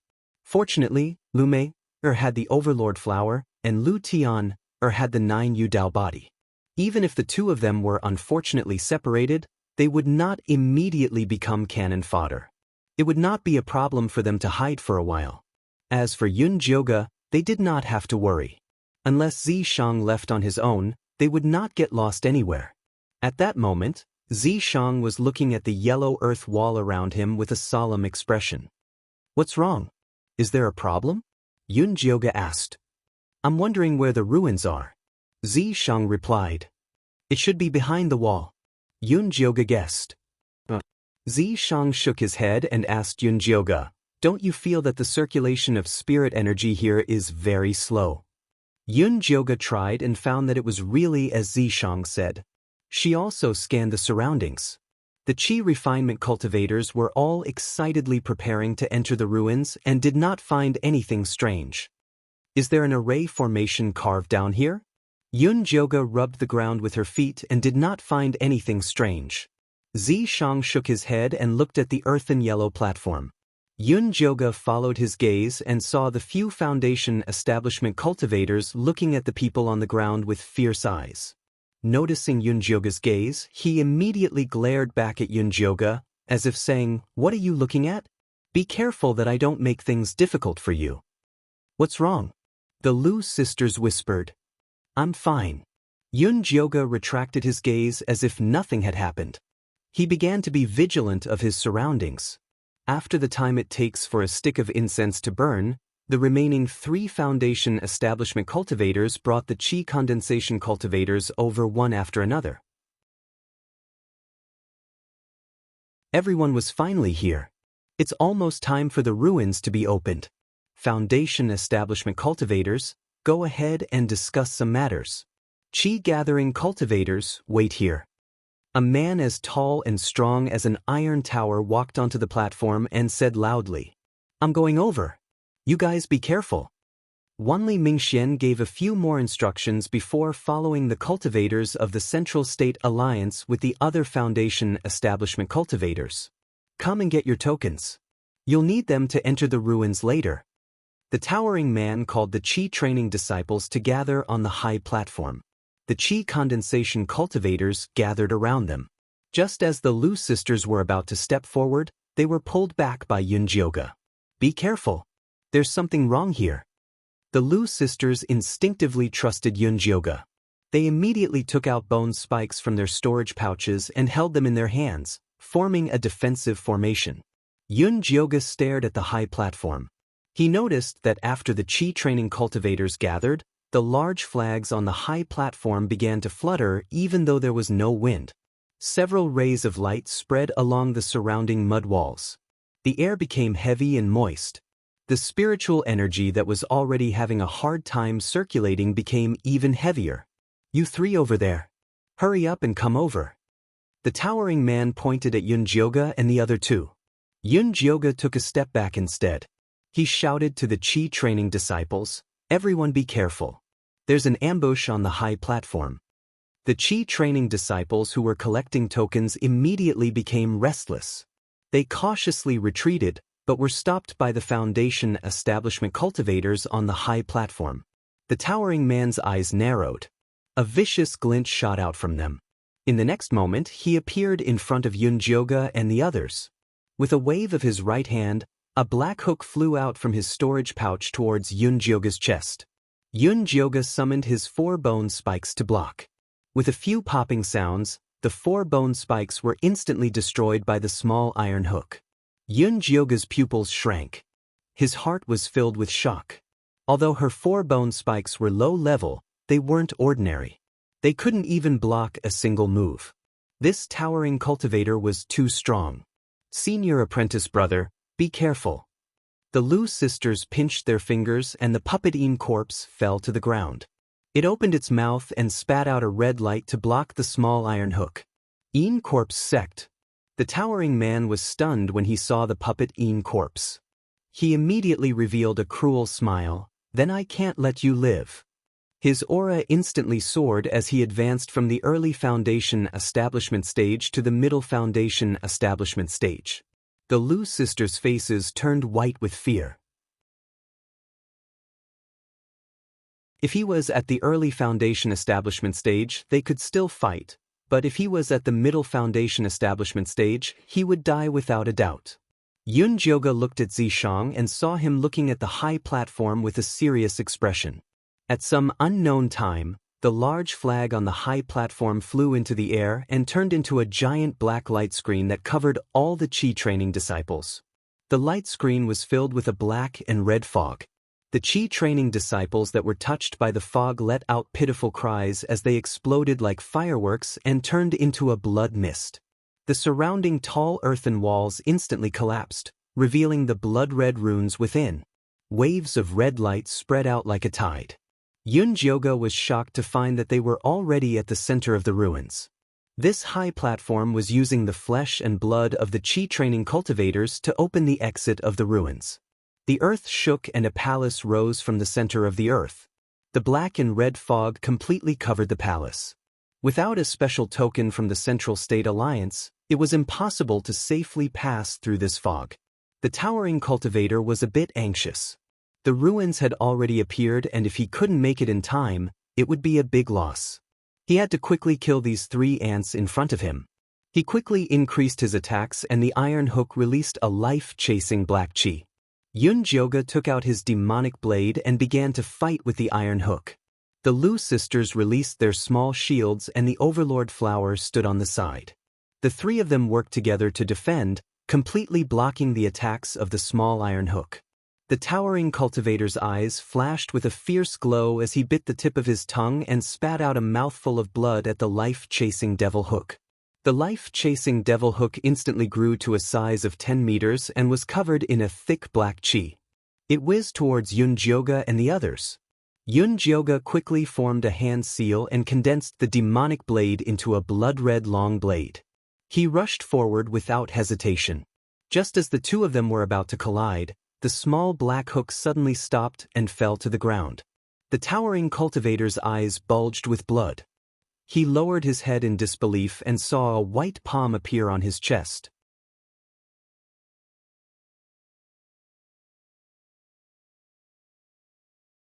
Chapter 374. The towering man suddenly turned his head and saw a man with gray hair and gray eyes, a stunning beauty, and a cold expression, pinching his heart. Her fair, jade-like palms made his heart look even redder than before. Xianxia clenched his hand, and the heart shattered into a puddle of blood. The towering man fell to the ground. Before he died, he thought, "So my heart is red too?" Xianxia shook his hand in disgust, and the blood gathered and fell to the ground. Yun Jioge gulped. Every time he saw Xianxia dig out someone's heart, he felt so cruel and his chest hurt. "What are you standing there for?" Xianxia pointed at the towering man's storage bag. Yun Jioge's chest immediately stopped hurting, and he happily picked up the man's storage bag, not forgetting to take the small black iron hook. Lu commanded the Overlord flower to devour the towering man's flesh and heart. "Let's see what's inside." Yun Jioge handed the cultivator's storage bag to Xianxia. She couldn't get rid of the mid-stage foundation establishment divine sense. Xianxia helped her open the storage bag and took out a black bracelet. This should be the token to pass through the fog. "Then let's go take a look." Thinking that the ruins were on the other side, Yun Jioge instantly felt a little excited. "Put on your bat wings." Xianxia threw the storage bag to Yun Jioge. Yun Jioge put away the storage bag and put on the bat wings. The Lu sisters also held the paper crane in their hands, ready to escape at any time. "Let's go." Xianxia activated the black bracelet, and a faint screen of light enveloped Yun Jioge and the others, then they walked into the black light. The black light screen was filled with countless wind blades and tiny black gas, which attacked them like a storm. Purple Decease Sword then sent out a cloud of purple mist, which blocked the terrifying black chi outside. After a while, Yun Jioge and the others finally reached the edge of the light screen. From afar, they could see that the ruins were majestic, and there were more than 10 entrances. Dozens of spiritual lights flew towards the entrance of the palace, all of them mid-stage foundation establishment cultivation. They didn't know how Bailey Mingxian was doing. "Senior brother Yun Jio, are we still going in?" Lu Tian's voice was filled with anticipation and fear. With their cultivation, it was extremely dangerous to snatch food from a foundation establishment cultivator's mouth, but what if they really got it? He got a little excited at the thought. "Many of these cultivators are from the Central State Alliance. We won't even be enough to fill their teeth." Yun Jioge didn't want to expose Xianxia's existence. "Then forget it." Lu Mei decisively gave up. Now that they had the Overlord flower, if they were to cultivate it properly, their future would be limitless. Xianxia wore an indifferent expression. If Yun Jioge wanted to go, then he would follow. If not, then he would return home. Let's see if we can find Wanli Mingxian. If he could team up with him, he could give it a try. Yun Jioge squatted down and waited for a long time. He saw the palace's entrance begin to blur, and the entrance was about to close. However, he still did not see Wanli Mingxian's shadow. "Senior brother, let's go." The Lu sisters also gave up. "All right." Yun Jioge could only give up. At this time, the storage pouch on her waist suddenly moved, and the small bronze cauldron flew out with a swoosh. Like a meteor chasing after the sun, it flew towards the gradually disappearing entrance of the palace. Tisk! Yun Jioga subconsciously activated his bat wings, transforming into a shooting star as he charged into the cauldron. Senior martial brother. Seeing this, the Lu sisters gritted their teeth and released their paper cranes to follow him in. They really know how to cause trouble. Zishang frowned. His figure was even faster than the Lu sisters, and he instantly passed through the entrance of the palace. The entrance was filled with confusion. Zishang pinched his fingers and calculated, then he chased towards the east. Yun Jioga looked left and right in the palace but could not find the small bronze cauldron. He shouted, "Small cauldron, where are you?" "Stop shouting." Zishang rushed over and pulled Yun Jioga to the ground. With a dark expression, he scolded, "Do you want to die? How dare you barge in with your head covered?" If they had not made a contract, he would not have been able to find her. "I can't find the miniature bronze cauldron." Yun Jioga was truly anxious. "Check to see if the fat rat is still there," Zishang reminded him. Yun Jioga took out the spirit beast pouch and saw the treasure-seeking scorpion couple hugging each other and sleeping. The pink cocoon did not change at all, and the place that belonged to the pippy rat was empty. It seemed like the small bronze cauldron had taken it away. Did I not treat them well? Why did they run? Yun Jioga was very angry. He felt like he had raised an ingrate. Perhaps there is something in the ruins that attracted it. Zishang looked around. There was a vast fog all around, and he could not see the end of it. What could it be? Yun Jioga's eyes lit up. The small bronze cauldron and the pippy rat were both good items. Something that could attract them here had to be a treasure among treasures. Let the treasure-seeking scorpion search. Zishang directly summoned the scorpion. The scorpion twisted its fat body and climbed up the pouch to Yun Jioga's shoulder. It asked, "Lord, why did you summon me?" "See if there are any treasures here," Yun Jioga instructed. The scorpion landed on the ground and swung its thick stinger around. It said in a daze, "Lord, I didn't find any treasures. The spiritual chi here seems to be blocked by something." Treasures really aren't that easy to get. Yun Jioga was not discouraged. After summoning the scorpion back, she remembered something. Oh right, where are the Lu sisters? She had been in a hurry to run and had forgotten to greet the two sisters. They were probably anxious now. "They flew in with you." Zishang had been focused on chasing after Yun Jioga and was not in the mood to take care of the two sisters. "Then let's go find them first." This ruins was so strange and there were so many enemies. If there was no one to protect them, the Lu sisters would be in great danger. Right west. Zishang had vaguely seen the Lu sisters teleport in that direction. Yun Jioga flapped her wings and flew west with Zishang. After flying for a while, the fog in front of them gradually dissipated, and a small village appeared out of nowhere. Straw huts were scattered at the front and back of the village. Skinny Dog was lying in front of the door with its tongue hanging out. A few old cows were pulling pears in the fields. The faces of the farmers were full of worries, and their clothes were also covered with patches. One look and you could tell that they were from an extremely poor family.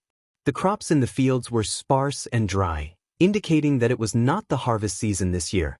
An old woman with gray temples and a face full of hardships was sitting by the side of the field, wiping away her tears. She looked very sad. The scene in front of her was too real. For a moment, Yun Jioga felt like she had come to the wrong place. This is an illusion. Zishang saw through it with a glance. Let's go down and take a look. Yun Jioga believed that this illusion would not appear for no reason.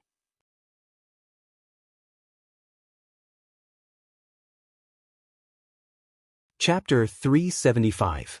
Yun Jioga pulled Zishang to the ground and walked towards the old woman who was wiping away her tears. He asked, "Auntie, what is this place? Why are you crying out of nowhere?" "Our village is called Stone Village. Today, the land is dry, and our crops can't survive.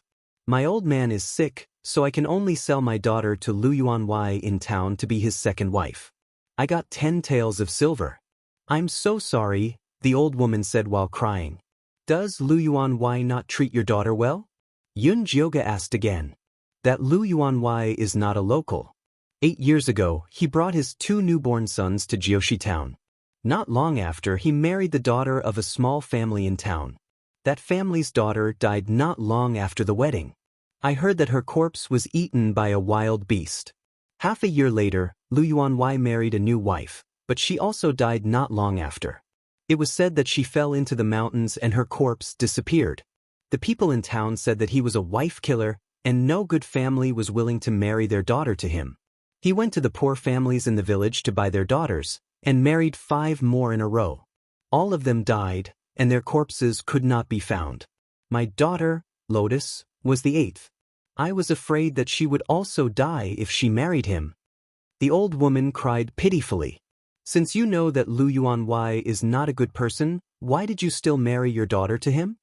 A person who pushed his daughter into a pit of fire for 10 taels of silver was not worthy of sympathy.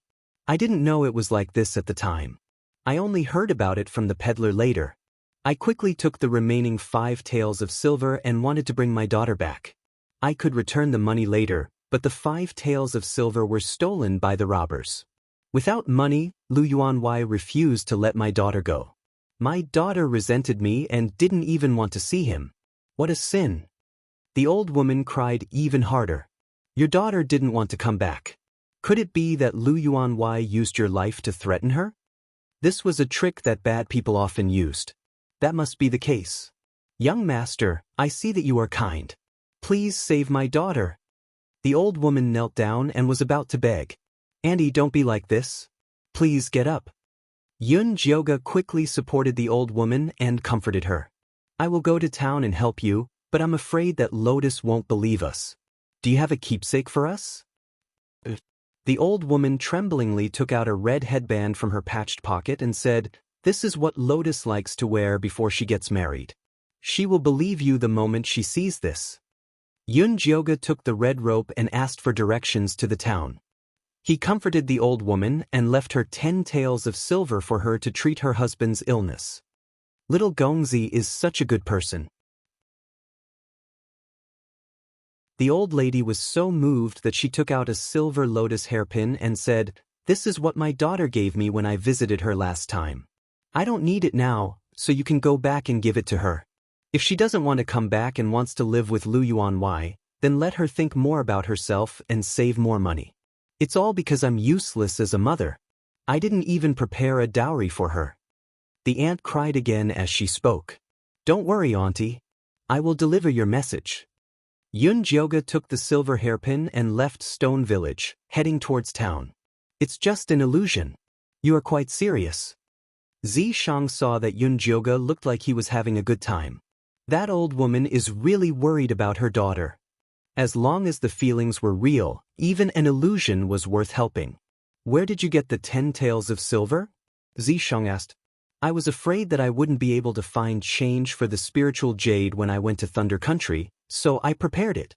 I still have a lot of gold and silver jewelry in my storage bag. Do you want to spend some? Yun Jioga asked with a smile. Keep it to redeem your lotus. Zishang was obviously playing with Yun Jioga. The two of them walked for a while and arrived at Jiushi town. The town wasn't big, with only a few hundred households. It was called Jiushi town because there was a small stream that flowed through the town and made 9 turns. Yun Jioga found a small tea house. After ordering tea, he asked the skinny waiter about Lu Yuanwei. The waiter's situation was similar to the old woman's. Lu Yuanwei did have a reputation for cursing his wife. However, he was a very good person. He built bridges and paved roads.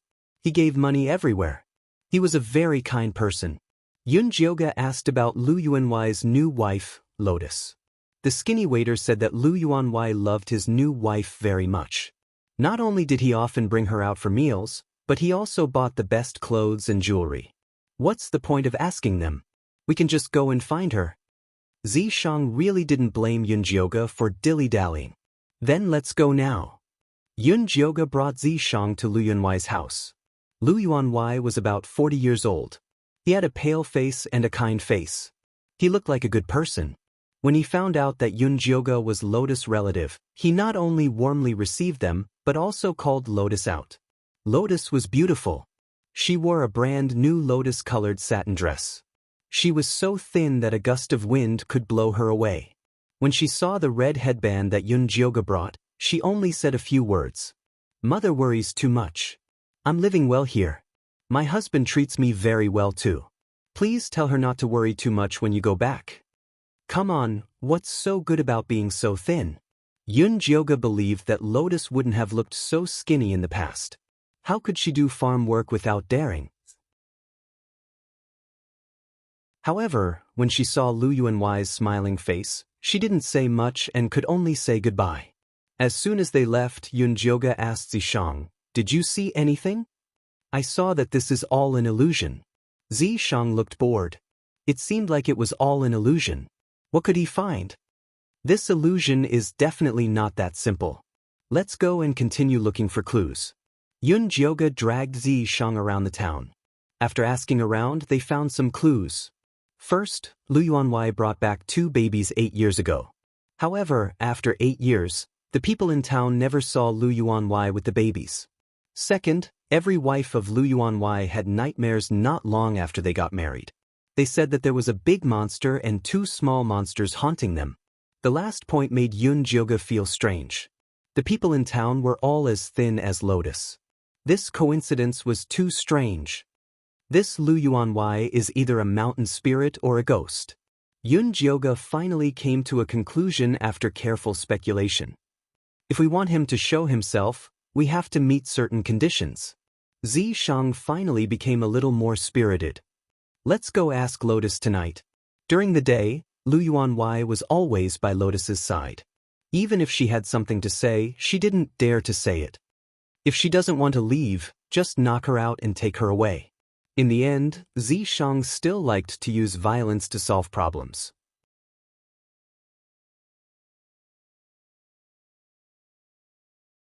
Chapter 376. The night was dark and the town was extremely quiet. Only the occasional barking of a dog could be heard. Yun Jioga and Zishang sneaked into Squire Lu's residence. She first scanned the entire mansion with her divine sense, but she did not find any monsters, nor did she see the 2 legendary children. Lu Yuanwai was sleeping soundly on the bed. Beside him, Lotus was in a daze, unable to fall asleep for a long time. At this moment, there was the sound of something falling to the ground and knocking on the window. Lotus was startled. She looked up and saw that something had been stuffed into the window. It was the red rope from earlier. She hesitated for a moment, but in the end, she put on her clothes and walked out.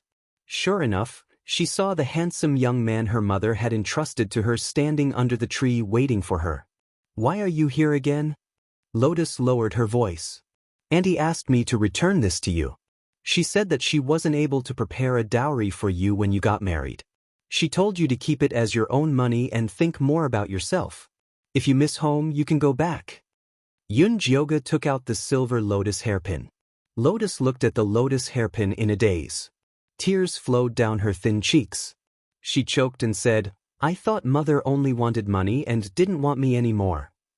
How could that be? Auntie cries at home every day. She is worried that something will happen to you here. She has always wanted to bring you home, but she has no choice. She has come a few times, but Lu Yuanwai has chased her away. Don't you know about this?" Yun Jioga said half-truthfully. "Squire Lu said that my mother came to him a few times to ask for money. He also said that in my mother's heart, I'm just a money tree. Even if I leave this place, my mother will sell me somewhere else." Lotus sobbed. "Nonsense, Auntie was left with 5 taels of silver after treating the old man's illness. She wanted to use it to ransom you, but the robbers took it away. The old man is injured now, and she has to take care of the old man and worry about you. Her body is about to collapse," Yun Jioga said vividly. "Boo-hoo, mother." Lotus covered her mouth and cried her heart out. Her shoulders kept twitching. "Auntie misses you very much. Why don't you come back with us?" If Lu Yuanwai was really a monster, he would definitely transform when he saw Lotus leave. "I can't go back." Unexpectedly, Lotus wiped away her tears and shook her head decisively. "But you don't want to see Auntie?" Yun Jioga asked curiously. "No, it's my child who can't leave me," Lotus said with a troubled expression. "Child, when did you have a child?" Didn't they say that Lotus had just married into the family not long ago? I have 2 children. They are well-behaved and adorable. I want to stay and take care of them, Lotus said with a motherly smile on her face. Yunjioga remembered that the townspeople had said that Lu Yuanwei had 2 children, but no outsider had ever seen them. Could it be these 2? Let her take us to see the 2 children, Zishang whispered into Yunjioga's ear. Yunjioga nodded. Then he gave Lotus a wolf-like smile and said, Lotus, Auntie must be very happy to know that you have children. Can you take us to see them? That way, I can give Auntie an explanation when I return. Lotus hesitated for a moment, but finally nodded and said, Okay, but my children are very shy and afraid of meeting strangers. Don't make any noise later, lest you scare them.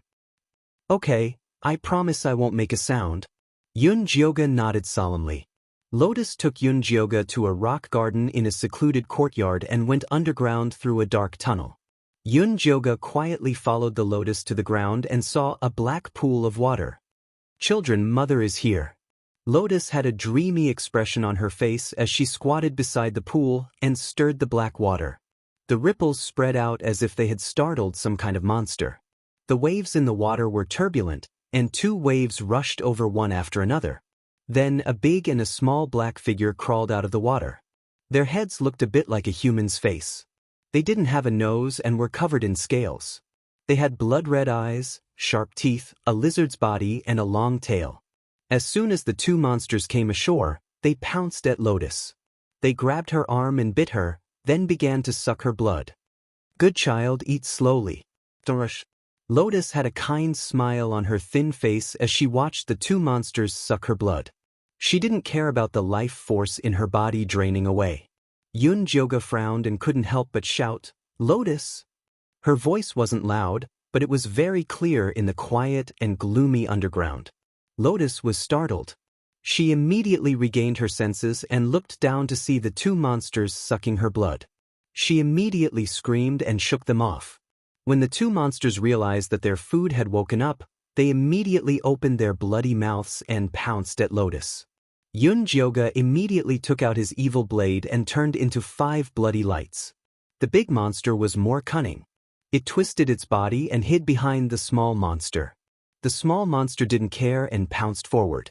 With a sweep of its tail, it knocked the first evil blade away. The second evil blade was knocked askew. The third evil blade cut through the small monster's scales. The fourth evil blade left a white mark on its body. The fifth one pierced its neck and pinned it to the ground. The small monster immediately let out a shrill scream. The 5 evil blades rushed forward and quickly sucked it dry. The big monster saw that the situation wasn't good. It swung its tail and wanted to escape back into the water. The excited evil blade pierced through the back of its head and turned around to cut the monster in half.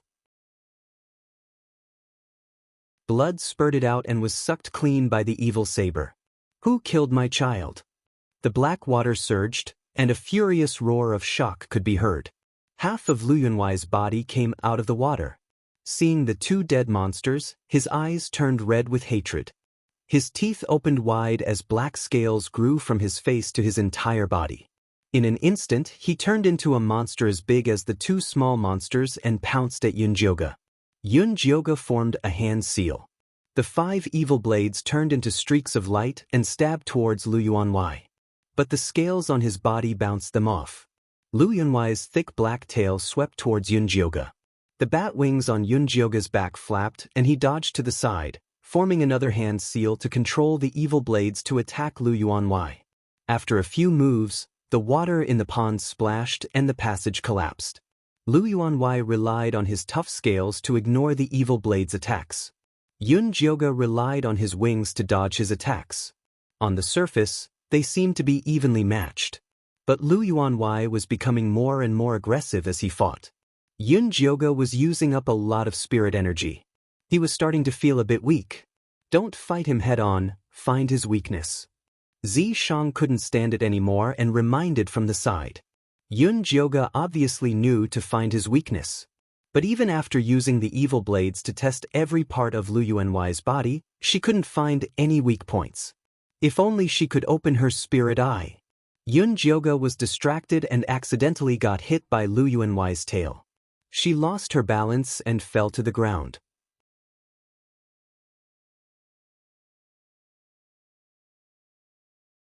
Chapter 377. Lu Yuanwei's large tail came crashing down. Yun Jioge quickly rolled away to avoid the attack, but when she got up, she found the corpse of a small monster hanging on her sleeve. Her eyes lit up. That's right, the back of his head. All three of them were of the same race, so their weaknesses were the same. Yun Jioge once again flew up, forming a hand seal to control the evil blade to attack the back of Lu Yuanwei's head. Lu Yuanwei's tail was very agile, tightly protecting the weak spot behind his head. Yun Jioge didn't hesitate to take the risk to attract Lu Yuanwei's attention, then commanded the main blade to hide next to Lu Yuanwei, and finally found an opening to stab the back of Lu Yuanwei's head. Lu Yuanwei roared, wanting to shake the evil blade out of his body, but that triggered the evil blade's absorption ability. The remaining 4 small blades took this chance to attack, striking the main blade one after another, instantly forming a long blood-red evil blade, cutting off Lu Yuanwei's head. Lu Yuanwei's body landed heavily on the ground, turning into a human-faced crocodile monster. The souls of 7 women flew out from his body, most likely the 7 wives killed by the monster. Just as Yun Jioge was about to check the monster's body, a blue light flashed, and the soul of a beautiful woman floated out. This soul was glowing. It was a Foundation Establishment middle-stage cultivator. "Thank you for killing the monster and saving me," the female cultivator gratefully bowed to Yun Jioge. "May I know your name, and how did you get swallowed by this monster?" Yun Jioge felt like he could get some information from this female cultivator. "My name is Wen Hui. I'm one of the last batch of cultivators to enter the ruins," the female cultivator said something shocking. "Turns out this ruin only appears once every 8 years, and its location isn't fixed, but it always requires a large amount of cultivators' blood and souls to open, and only Foundation Establishment cultivators can enter the ruins. Every cultivator that enters the ruins will encounter an illusion. If you brutally kill someone in the illusion, a powerful monster will appear, and the more people you kill, the stronger the monster that appears." When Hui entered the ruins with a sword cultivator, that sword cultivator was impatient and straightforward. As soon as he saw the illusion, he killed everyone in an attempt to break it, but in the end, this powerful crocodile came. After the crocodile devoured the sword cultivator, it raped Wen Hui. After Wen Hui gave birth to 2 baby crocodiles, her soul was devoured by the big crocodiles, and her body was eaten by the baby crocodiles. Once we kill the crocodile men, we'll be able to obtain the pass to the first stage of the ruins from their brains. Wen Hui guided Yun Jioge to dig open the crocodile man's brain. In the end, they obtained a black inner core, which was also a pass. Looks like helping the people in the illusion solve their problems is the correct way to clear this stage. Yun Jioge held the pearl and looked at Zishang proudly. Who was the one who said she was bored? Zishang gave Yun Jioge, good look. "Dao friend, I have another matter that I need your help with." When Hui looked at Yun Jioge with a pleading look. "Fellow Daoist Wen, please speak," said Yun Jioge. "Please help me send this cloud pattern gold thread embroidery needle back to the Wen family of Eastern Cloud Nation. As a reward, I will give you the Wen family's inherited talisman cultivation technique." Wen Hui reached out her hand and pulled out a white needle with golden edges from the back of the crocodile man's head. If she had not sacrificed herself to pin this cloud pattern gold thread embroidery needle into the back of the crocodile man's head, Yun Jioge would have had to spend a lot of effort to kill it. Sure. Yun Jioge took the needle from Wen Hui's hand.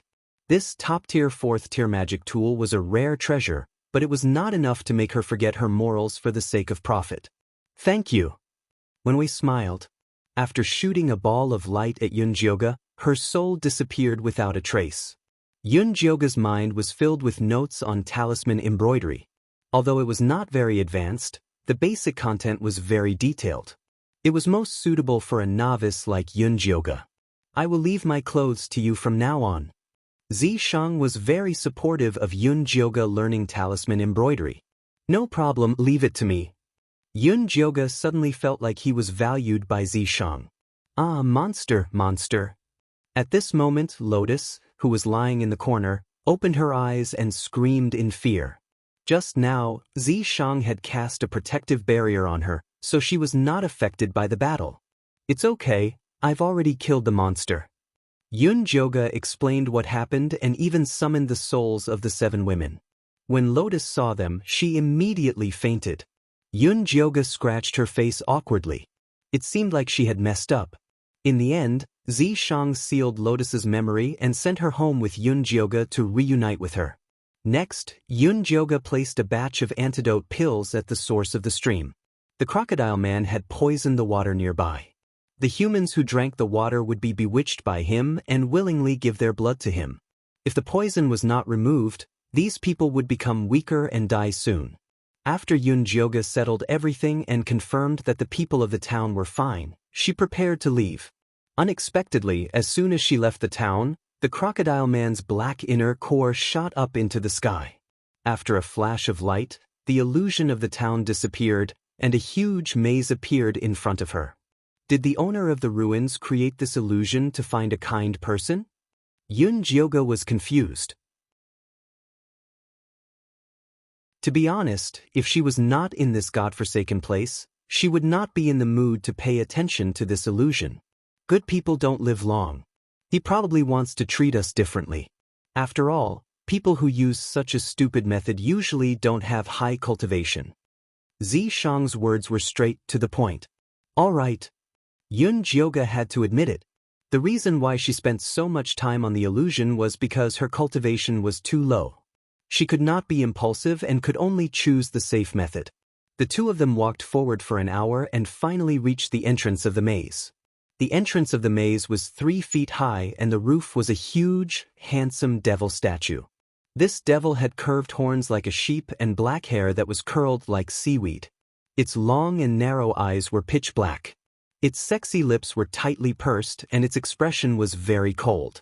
A pair of hands covered in black scales wrapped around the entrance as if welcoming Yunjioge into its embrace. Yunjioge inexplicably felt that this devil statue was a little familiar, as if she had seen it somewhere before. She could not help but look at it carefully. "Is it nice?" Xianxia's voice sounded in Yunjioge's ears, startling her. "Isn't it just a stone statue? What's so nice about it?" Yunjioge rolled her eyes at Xianxia inexplicably. He made it sound like she was infatuated. Use your divine sense to scan the surroundings and see if there is anything going on.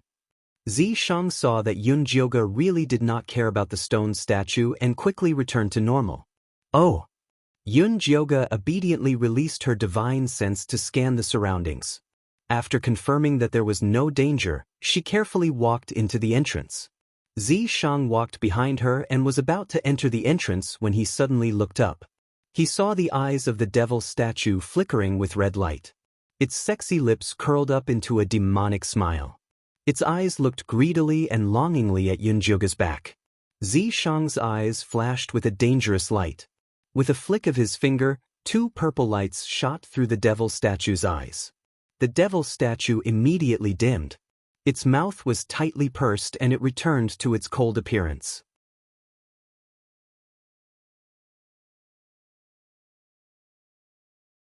Chapter 378. Xianxia, come here quickly. Yunjioge stood nearby and beckoned, completely unaware of the abnormality of the devil's stone statue. Xianxia glanced at the devil's stone statue one last time before returning to Yunjioge's side in a flash. "What were you looking at just now?" Yunjioge asked curiously. "I was thinking about how to get out of this maze," Xianxia said without changing his expression, not mentioning the abnormality of the devil's stone statue. "Then have you found a way?" Yunjioge's attention was immediately diverted. "There are no clues at the moment." Xianxia shook his head, his expression unusually grim. "Is this maze very dangerous?" Yunjioge suddenly felt a little nervous. No matter how she looked at the blood-red walls, she felt uncomfortable as if someone was spying on her. She tried to send out her divine sense to probe but was repelled by the walls. She couldn't fly up, couldn't move on the ground, and couldn't use the teleportation talisman. She could only rely on her 2 legs to move forward. This maze also has hallucinatory elements. You have to be careful, follow behind me. Zishang turned and walked in front. Yun Jioge followed behind and silently looked at Zishang's broad back. She suddenly felt a little uncomfortable. She didn't know if it was an illusion, but she always felt that Zishang was a little cold towards her. He didn't tease her anymore, and he didn't use the opportunity to ask for kisses and caresses like before when he was in danger. At first, Yun Jioge felt that Zishang was quite good like this, but now she suddenly felt that he lacked that kind of intimacy and was no different from an ordinary friend. Most importantly, they hadn't dual cultivated for a long time. Although her dantian was stable and didn't need to dual cultivate to replenish her spiritual energy, Zishang's honesty still made her very uncomfortable. Did she lose her charm or was she too ugly now? Yun Jioge couldn't help but touch her face and quickly began to despise herself. In the past, she couldn't wait for Zishang to stay away from her, but now she had a thirsty look on her face. Wasn't she being cheap? Zishang didn't notice Yun Jioge's internal struggle. He kept a calm face as he guided Yun Jioge to the right path. They walked like this for more than 2 hours, passing through countless crossroads, but still didn't see any clues to pass. Zishang had been silent the entire time. He seemed to be deep in thought, but at the same time he seemed to be in a daze. He often took a long time to react to Yun Jioge's questions, or he didn't even hear them. After Yun Jioge cultivated the 10,000 beasts spell, her body was very strong, so walking was nothing to her. However, Zishang's silence made her feel very uncomfortable. When she tried to chat but failed again, she was a little angry. If you ignore me, I'll ignore you. Let's see who surrenders first. Just like that, the two of them walked silently for another hour. Zishang did not feel anything, but Yun Jioge was extremely depressed. Just as she was about to explode from holding it in, she suddenly heard the sounds of intense fighting in the distance, as well as the cries of a child. It's Lu Meier's tyrant flower. Yun Jioge's spirits immediately rose. This way. Zishang pointed in the opposite direction. They must be in danger. I am going to save them. Yun Jioge angrily walked toward the source of the sound. We have to go this way to save them. The further we go, the further we go. Zishang held onto Yun Jioge and explained patiently. All right. Yun Jioge looked at Zishang's sincere face and finally decided to follow him into the opposite tunnel. After turning 2 corners, the sounds of fighting that were far away just now were now right in front of them. Yun Jioge tiptoed over and peeked his head out to take a look. She saw the Lu sisters, one controlling the tyrant flower, and the other activating the abyssal Daoist body. They were fighting with 2 middle-stage Foundation Establishment realm evil cultivators who looked rather disheveled. Of the 2 evil cultivators, one was a short and fat old man with messy white hair. He held a dark green bamboo stick in his hand. There were 3 dark green leaves on the stick, and the veins in the leaves looked like there was blood flowing inside. Every time he waved the stick, a sky full of poisonous thorns would fly out and trap Lu Meier. The other evil cultivator was an elegant middle-aged scholar wearing a brown scholar's robe. He held a black ruler in his hand, and there were many green-faced evil spirits engraved on it. At that moment, the ruler's light was dim, and a lot of evil spirits were used up, so its power was greatly reduced. The Lu sisters seemed to be in high spirits, and they were unharmed. That was why they could fight with the 2 evil cultivators for so long. However, their cultivation was too low, and if they dragged on, they would definitely lose. Little lowly slaves, don't think that you can escape by removing the imprint. If you come back to me obediently, I promise to spare your lives. The middle-aged scholar commanded the green-faced evil spirit to attack Lu Tian, while threatening her with a gentle tone. Unfortunately, Lu Tian completely ignored him. Her black hair fluttered, her eyes were bloodshot, her teeth were sharp, and her nails were long. She had completely entered the living corpse state, and her attacks were incomparably fierce. She wanted to capture her enemy. Lu Meier was also focused on commanding the tyrant flower to break through the poisonous thorns. She wanted to kill the fat old man to help her sister. Brother Strange, are you sure these 2 girls are your escaped slaves? The fat old man asked. I would recognize them even if they turned into ashes. The middle-aged scholar looked at the Lu sisters with greedy eyes. If he had known that these two playthings could grow into what they were today, he would have cast a soul curse to not give them a chance to escape.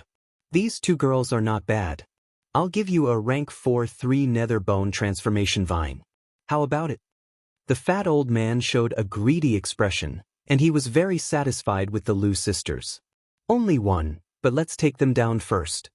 When the middle-aged scholar was breaking through the illusion, he was entangled by a 3-headed rhinoceros. After defeating the monster and clearing the stage, his power was greatly reduced. Otherwise, he would have been able to take down Lu Tian. Okay. When the fat old man heard that the middle-aged scholar was willing to part with his treasures, he immediately became proactive. His injuries were better than the middle-aged scholar's, but he didn't use his full strength just now. He reached out and plucked the 3 dark green leaves from the bamboo cane and threw them into the air. The 3 leaves immediately turned into a big red and green net that flew towards Lume. Lume realized that the old man had used his ultimate move, so she bit the tip of her tongue and spat out a mouthful of blood at the tyrant flower. The tyrant flower waved its small hands, and the red demon eye on its face immediately shot out a red light to block the big net. Not bad, not bad. The more the old man looked at Lume, the more he felt that Lume was not bad. She could block his 1,000 silk green net at only Chi Disciple level 6, her future was limitless. But she was still a bit tender, and still needed to be trained. The fat old man waved his bamboo cane again, and the 1,000 silk green net shone brightly, pressing down heavily on her. Lume's face was pale, and she felt like there was a huge mountain pressing down on her head, and she was about to explode. At this time, the middle-aged scholar's face changed, and he turned his head to the left and shouted, "Who's there?"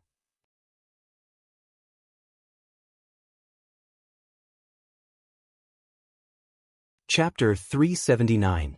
Before the middle-aged scholar finished his sentence, several green-faced evil spirits flew towards the corner.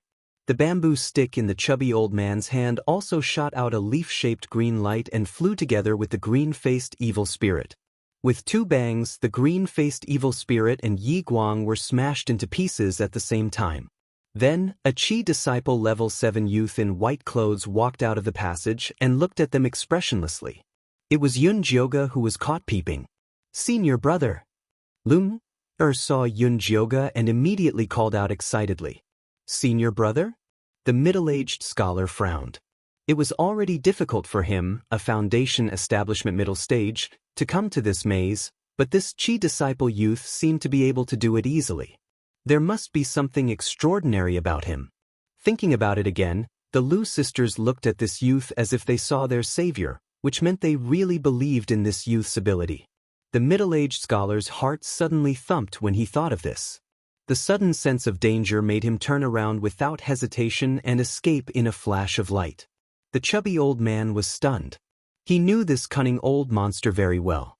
He must have discovered the terror of this youth in front of him, that's why he ran away in a hurry. The chubby old man immediately put away the net and wanted to escape, but it was too late. A palm with a faint gray aura pulled out his heart and squeezed it into meat paste. Zishang had been in a bad mood ever since he saw the Devil's Stone statue. He needed to vent but couldn't let Yun Jioga know. The chubby old man could only blame his bad luck for running into the muzzle of a gun. Zishang directly threw the meat paste on the tyrant flower's face, then threw the chubby old man's bamboo stick and storage bag to Yun Jioga. The tyrant flower excitedly stuck out its long tongue and began to lick the meat paste on its face. Its small hands kept on catching the blood that dripped down its face. Yun Jioga looked at it and immediately looked away after collecting the spoils of war. He went to ask Lumeu about the situation after entering the secret realm. Lumeu helped her sister get rid of the cold ghost energy while talking about what happened after they entered the ruins. The illusion they encountered was a brothel. There was a girl called Mei Xiang who was almost beaten to death because she didn't want to receive customers. Mei Xiang was originally the only daughter of the town's teacher and grew up pampered. Unexpectedly, after her parents died, her aunt sold her to a gambler for only 5 taels of silver. The gamblers beat and scolded her. Not only did they sell their only son to someone else, but they also sold her to a brothel to pay off their debts. The Lu sisters had destroyed the brothel. Not only had they rescued Mei Xiang, but they had also made appropriate arrangements for the other weak women in the brothel. Then, they went to find the gambler's husband, killed the monster on him, and got the pass.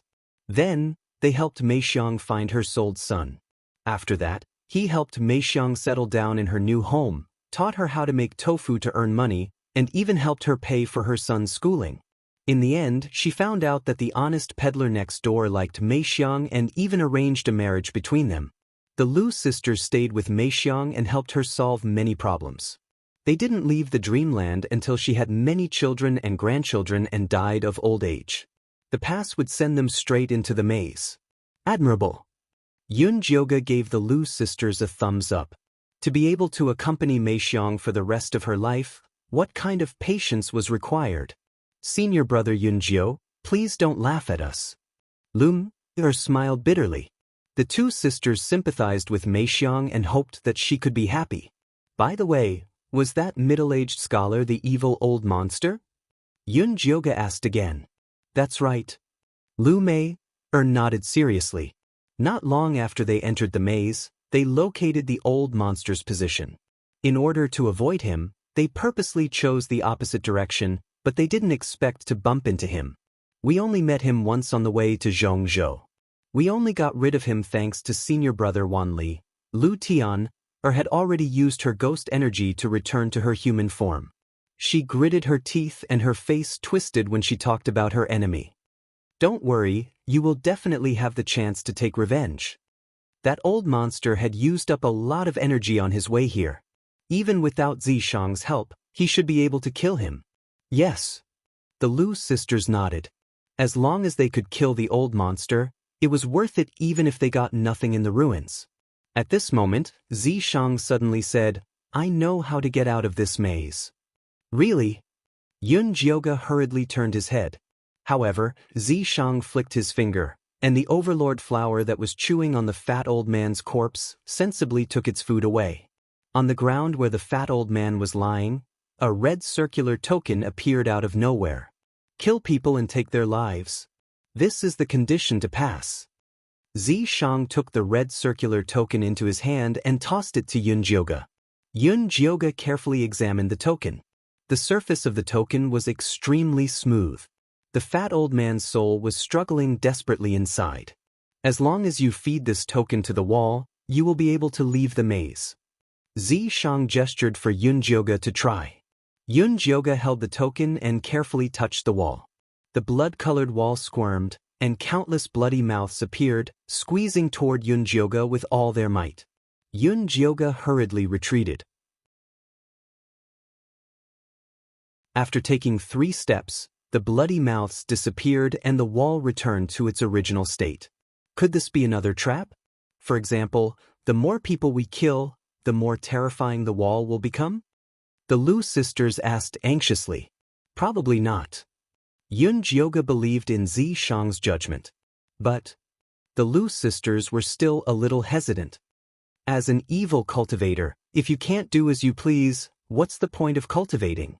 Zishang's cold and emotionless words enlightened the Lu sisters. They had discussed and obtained the pass to enter the illusion realm, preserving their complete strength and gaining a great advantage in the maze. However, if they still wanted to use tricks like the previous illusion realm, they would instead fall into the trap of their inner demons. Cultivation was originally like rowing a boat against the current. Only by eliminating all obstacles would one be able to move forward. Seeing that the Lu sisters had thought it through, Zishang turned and left. Senior martial brother, is Senior Zombie unhappy? Lu Tiana quietly came over and asked. Senior Zombie looked especially fierce today, making it hard for people to get close to him. Who knows what's wrong with him now? Yun Jioga also didn't understand what Zishang was thinking. Lu Tianer and her sister looked at each other and didn't dare to ask anymore. The more time they spent with Yun Jioga, the more they felt that this 1,000-year-old senior zombie was very strange. Not only could he talk, scold, and lose his temper, but he also knew many other things.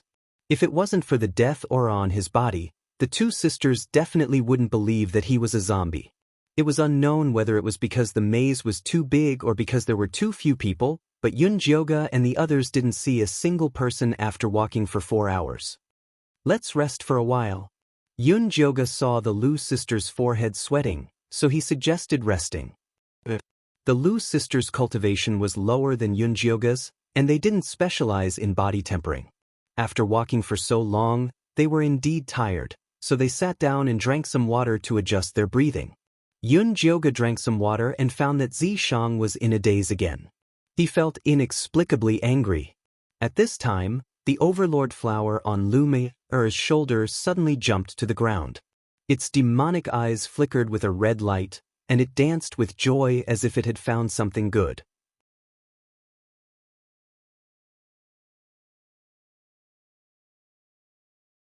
Chapter 380. The Tyrant Flower Smells Blood. Lu Mei immediately stood up. After passing through the ravine with the tyrant flower, she pointed to the left passage and said, "It's in that direction. Let's go and take a look." Lu Tian'er's spirit was lifted. After walking for so long, she finally found a pass. "Let's go." Yunjioga also wanted to leave this damned place as soon as possible. Ever since Xianxia had entered this labyrinth, he had been acting strangely. He was so cold that she almost couldn't recognize him anymore. Xianxia's handsome face did not have any expression as he instantly entered the in-corpse state, following behind Yunjioga with a dark expression. Yunjioga and the others passed through 2 passages, and the smell of blood became stronger. Not far away, a black-robed male cultivator lay on the ground, covered in blood. His life aura was extremely weak, no different from a corpse. Yunjioga signaled to Lu Mei with his eyes. The Lu sisters were also overjoyed in their hearts. This was simply a good thing, like a pie falling from the sky. However, for the sake of caution, the Lu sisters did not rashly go up. Instead, they commanded the overlord flower to quietly walk over. Drooling, the tyrant flower floated over with its 2 feet off the ground. It was about to drag the fresh food to a corner and eat it. A small black sword suddenly burst out from the male cultivator's body. It abruptly pierced through the overlord flower's body, then continued to shoot towards Yunjioga with a black shadow. Yunjioga immediately summoned the evil saber. 5 rays of red light interweaved to form a defensive net, finally blocking the black saber. Lu Mei felt extremely distressed as she recalled the overlord flower. There was a large hole in the tyrant flower's stomach, and the blood essence it had obtained from devouring the fat old man was slowly floating out. Fortunately, its brain was fine. Seeing that Yunjioga could handle it, Lu Mei concentrated on infusing her spiritual energy to repair the overlord flower's belly. Yunjioga's evil blade and the small black sword were locked in battle. Xianxia didn't make a move. Instead, he looked at the black-robed male cultivator thoughtfully. He then extended a finger and pointed forward, sending a wisp of death chi toward the black-robed corpse.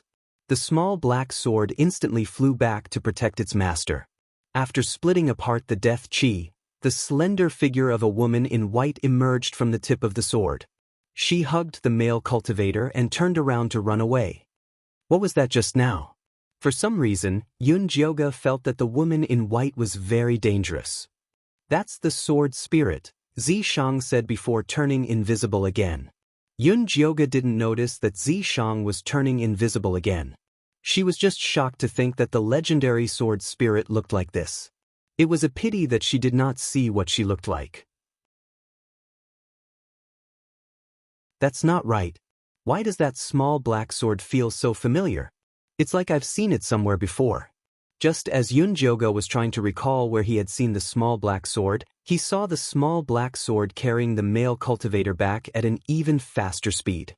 Behind it came the sound of chaotic footsteps and excited shouts. "Here, here." Yunjioga looked from afar and saw the middle-aged swordsman who had teased her to cooperate with him rushing over with 3 Central Plains cultivators.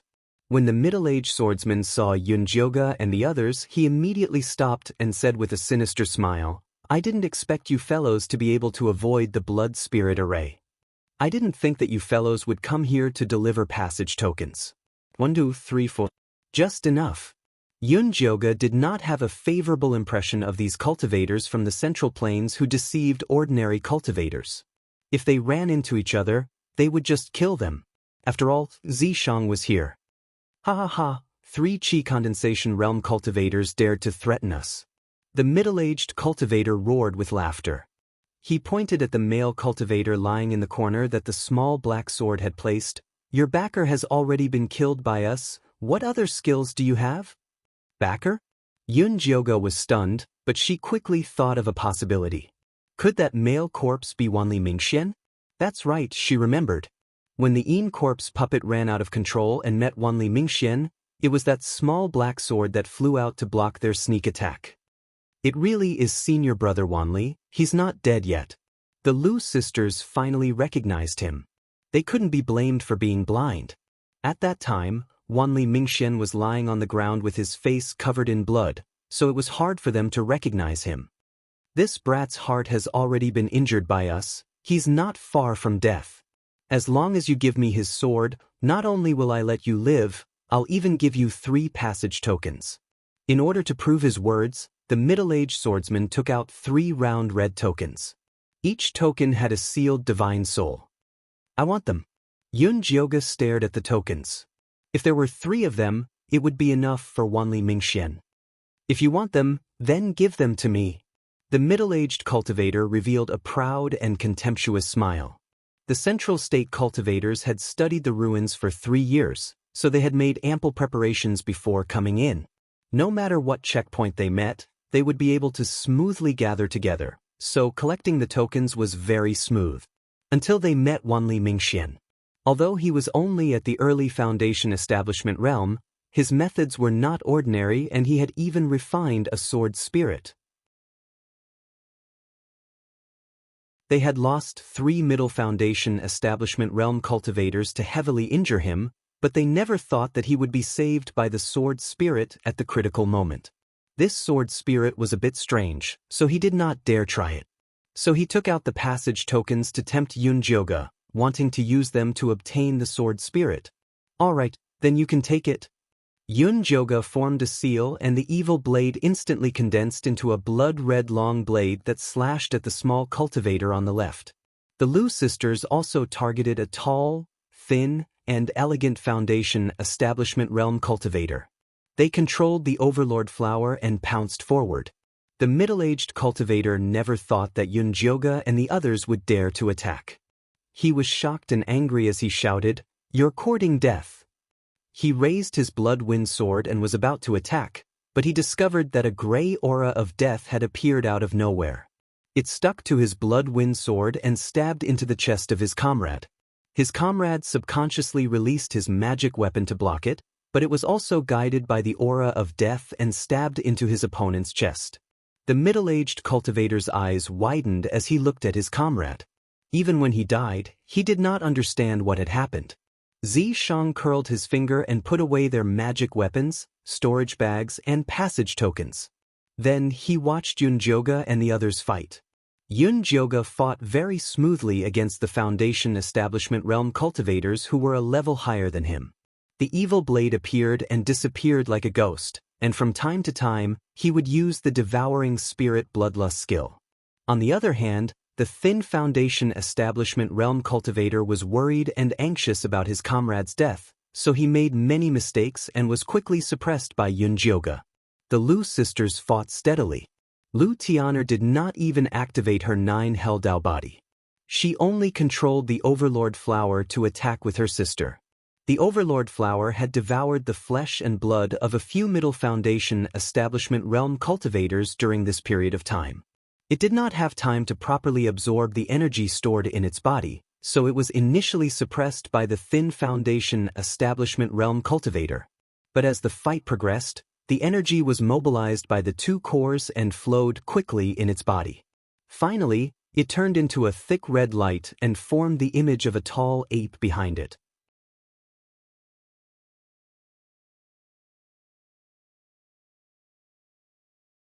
Chapter 381. The Lu sisters also noticed the change in the Overlord flower's form. Overjoyed, they cooperated even more smoothly. Roar! The Overlord Flower's demon eye discovered the opponent's weakness. It opened its mouth and spat out a red light as thick as an arm. It finally killed the opponent. At the same time, Yunjioga's evil sword cut off the opponent's head. Ever since Evil Sword killed the Lizardman family, it loved chopping off people's heads. Yunjioga could not stop it. Evil Sword sucked its prey dry in satisfaction. Then, it lazily flew back into Yunjioga's storage bag. The Overlord Flower also began to eat happily. Yunjioga turned to look at Wanli Mingxian. He wanted to help him check, but he was afraid that the sword spirit would go crazy. Although the sword spirit was invisible, the small black sword was still hovering above Wanli Mingxian in a defensive posture. What do we do? Yunjioga asked Zishang, who also liked to be invisible. This sword spirit is very conscious. If you show her kindness, she will know. Zishang was highly reliant on this sword spirit. Alright, I'll try. Yunjioga looked at the small black sword nervously and tried his best to show his good intentions. I'm Wanli Mingxuan's friend. He's severely injured right now. I have to examine him before I can treat his injuries. Can you let me go over? The small black sword did not budge. He's bleeding. He needs some medicine and stitches. Yunjioga took out the blood-staunching elixir and showed it to the small black sword. The small black sword actually flew over and circled around. It seemed to recognize the blood-staunching elixir. The tip of the sword moved up and down. Step by step, Yunjioga slowly walked toward Wanli Mingxian. The small black sword allowed Yunjioga to walk to Wanli Mingxuan's side. However, the tip of the sword was pointed at her. It looked like it would kill her if anything went wrong. Yunjioga heaved a sigh of relief. Then, she squatted down to check Wanli Mingxuan's body. She found that his body was covered in bloody holes. More than half of his blood had flowed out. Many of his wounds were covered in a cold aura. It was impressive that he could last until now. The cold aura was caused by the blood-sucking evil weapon. The evil weapon was of a very high grade. Normal pills could not remove it at all. However, Yunjioga had the white-boned monkey, which loved to eat inchi. Senior Sword Spirit, I need to use the Mystic Yin White Bone Monkey to suck out the Yin Spirit aura from Wanli Mingxuan's body. Otherwise, I won't be able to bandage his wounds. Yunjioga took out the White Bone Monkey and waved it in front of the black sword. The small black sword shook up and down, nodding in agreement. Only then did Yunjioga wake up the skeleton monkey and let it work. The little skeleton monkey's soul flame glowed faintly, and its lower jaw cracked. It seemed to be very unhappy. It had also been locked up in a small dark room for a long time. There was no yin qi and no benefits. There was no way for it to work for free, unless it was given 2 bottles of yin-gathering pills. Yunjioga looked at the little skeleton monkey's 2 little white paws, and his veins twitched. In the end, he still gave in. Fine, fine, fine. I'll give it to you. She didn't have the time to bargain with the little monkey. After eating the gathering yin pill, the skeleton monkey happily shook its big head and started to work. The yin spirit qi on Wanli Mingxuan's body slowly disappeared under the white-boned monkey's absorption. Yunjioga took out the thunderfire needle and started to sew up the wounds on his body. Then, she transferred pure wood spiritual qi into his body. Wanli Mingxuan's pale face finally regained some color. After drinking another bottle of spirit recovery pills, he finally woke up. Wanli Mingxian blinked his eyes. He looked at Yunjioga and the Lu sisters behind her, as though he didn't know where he was. There's no need to blink. You're still alive. Yunjioga pointed at the sharp little black sword behind her and said to Wanli Mingxian, "Can you put it away first?" That killing intent pierced her back. "Sorry, it doesn't have any ill intentions towards you. It's just too worried about me." Wanli Mingxian hurriedly apologized. Then, he turned his head and called out to the little black sword, "Mother." The little black sword flew back to his body. "Mother." Yunjioga's mouth twitched and she said, "This sword of yours has a very special name. That sword spirit is my mother." Wanli Mingxuan's face was still a little pale. Even sitting up from the ground was very difficult. Yunjioga raised her eyebrows. Although she was a little curious, she didn't continue to ask about Wanli Mingxuan's privacy. Instead, she asked, "How did you get in?" "I killed my way in." Wang Lin laughed bitterly.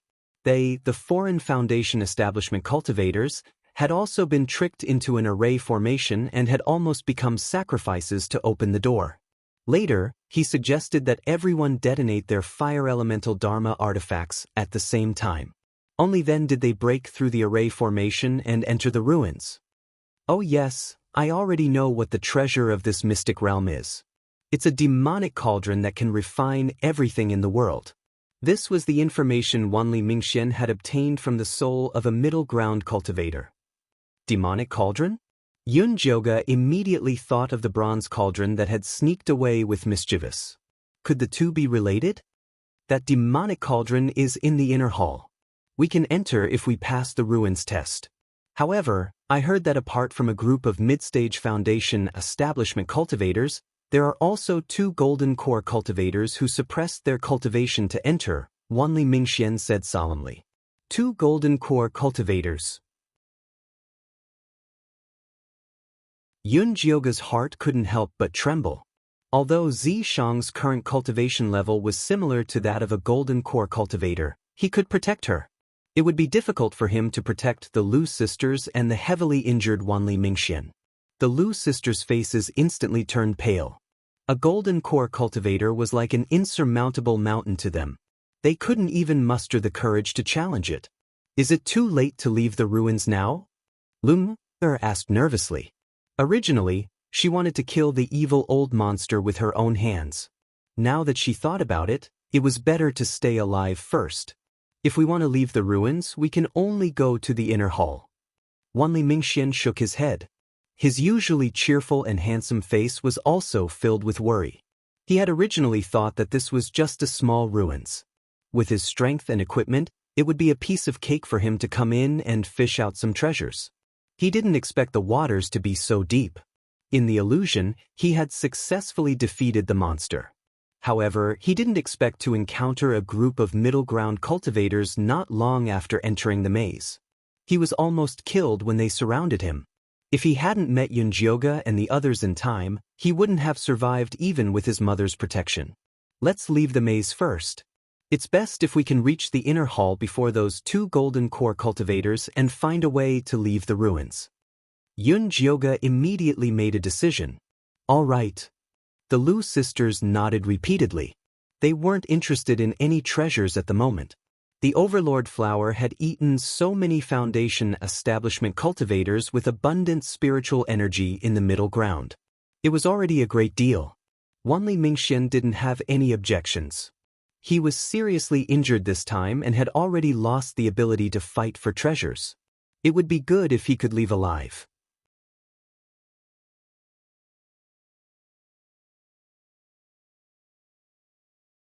Chapter 382. Yunjioga distributed the passes to the Lu sisters and Wang Lin, then fed them to the mouths on the blood wall. The blood-red wall shook violently after eating the pass, and a red passageway appeared on the wall. Yunjioga and the others entered one by one and finally left the maze. In the depths of the labyrinth, an old lady with a dragon head cane, wearing a luxurious robe and an emerald green spirit stone forehead cloth, was wandering around the labyrinth with a pretty girl. The old lady's surname was Shi, and people in Zhongzhou called her Old Lady Shi. She was at the early stage of Gold Core, and her granddaughter, Yusha, was at the middle stage of Foundation establishment. "Grandmother, we haven't seen Uncle Meng and the others after walking for so long. Could something have happened to them?" Yusha's delicate and beautiful face was filled with worry. In order to enter the ruins, Grandma had taken a secret medicine that suppressed her cultivation. Now, she was only at the high level of the building Foundation realm. It was not safe for her to have no helpers by her side. Elder Meng is a steady man. He won't get into trouble so easily. Besides, Old Demon One has also suppressed his cultivation like me. He won't dare to make a move recklessly. You don't have to worry too much. The old lady strolled along the passage with the help of her walking stick. She looked calm and steady. "You're right, Grand Ancestor." Yusha's heart calmed down slightly. However, he suddenly realized that the blood wall was emitting waves of intense fluctuations. The old lady, who had been calm and composed a moment ago, could not help but frown. Someone has entered the inner hall through the maze. Could it be someone from Old Devil Wan's side? Yusha quickly asked. It's possible. The old lady nodded. This time, it was mainly her and Old Devil Wan's people who entered the ruins. Then, shouldn't we hurry up?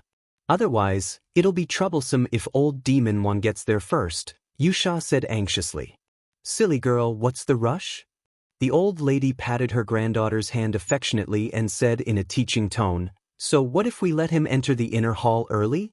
If that treasure was so easy to get, how could he have survived until today? We'd better find Elder Meng and the others according to the plan and enter the inner hall together. This is the safest way. The same question rang out from the other end of the maze. A tall man with red hair also suspected that old Madame Yu's men had entered the inner hall first. He maintained the thought of finding his subordinates first and continued to wander around the maze. The two gold core ancestors were not in a hurry to leave the maze, so Yun Jioga and the others arrived at the inner hall safely. Under Zishang's guidance, they quickly found the teleportation array to leave the ruins.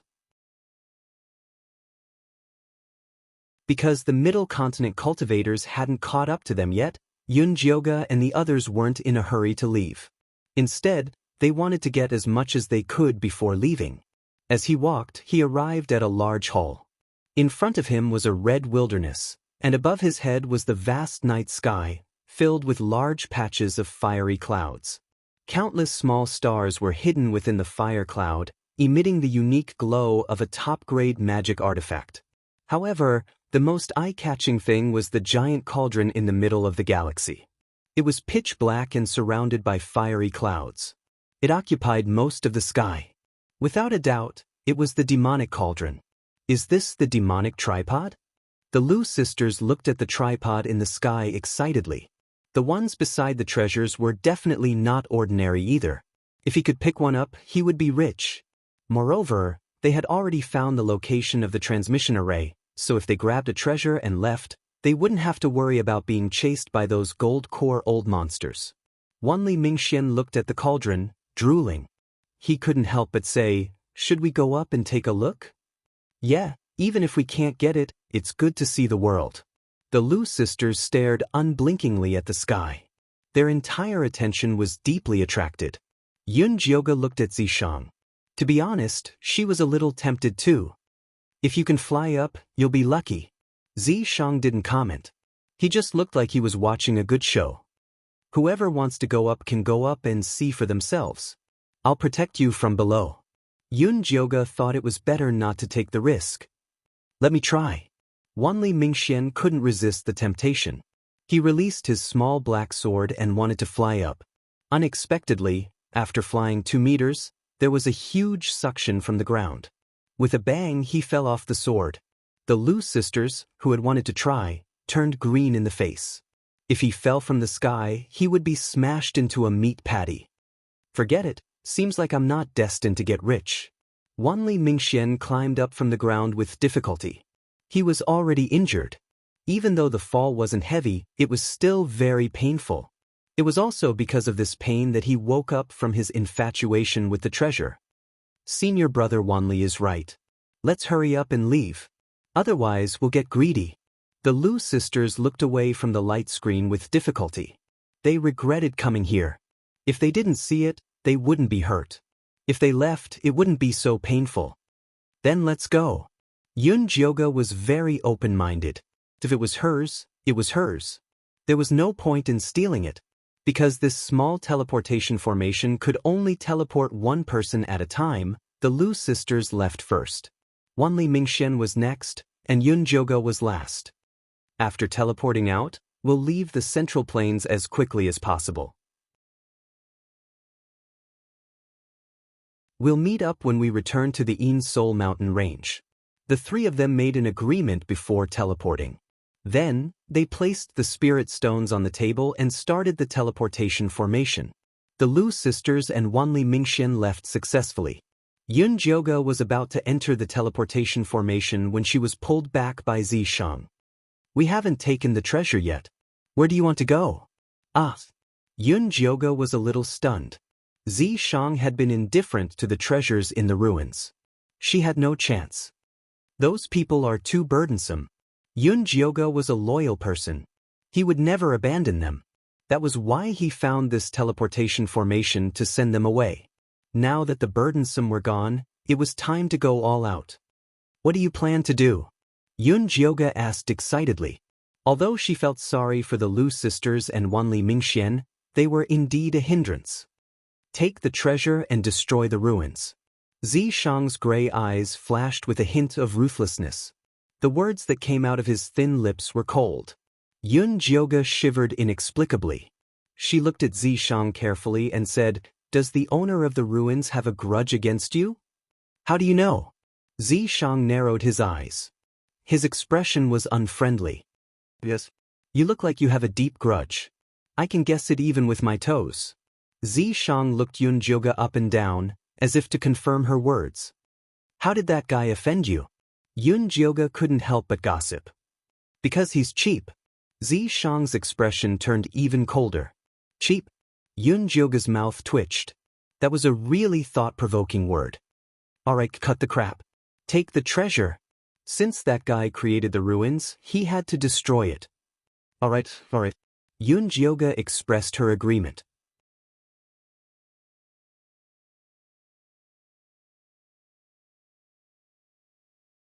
Chapter 383.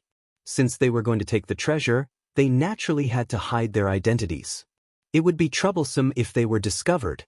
Therefore, Yunjioga disguised herself as the towering man Xianxia had killed. If they were discovered, it would cause a civil war in the Central Plains. Xianxia seemed to have gotten some inspiration. Purple light flashed and he turned into a middle-aged scholar. He held a ruler filled with evil spirits. It was the Lu sisters' enemy, the wicked old monster. "Good move."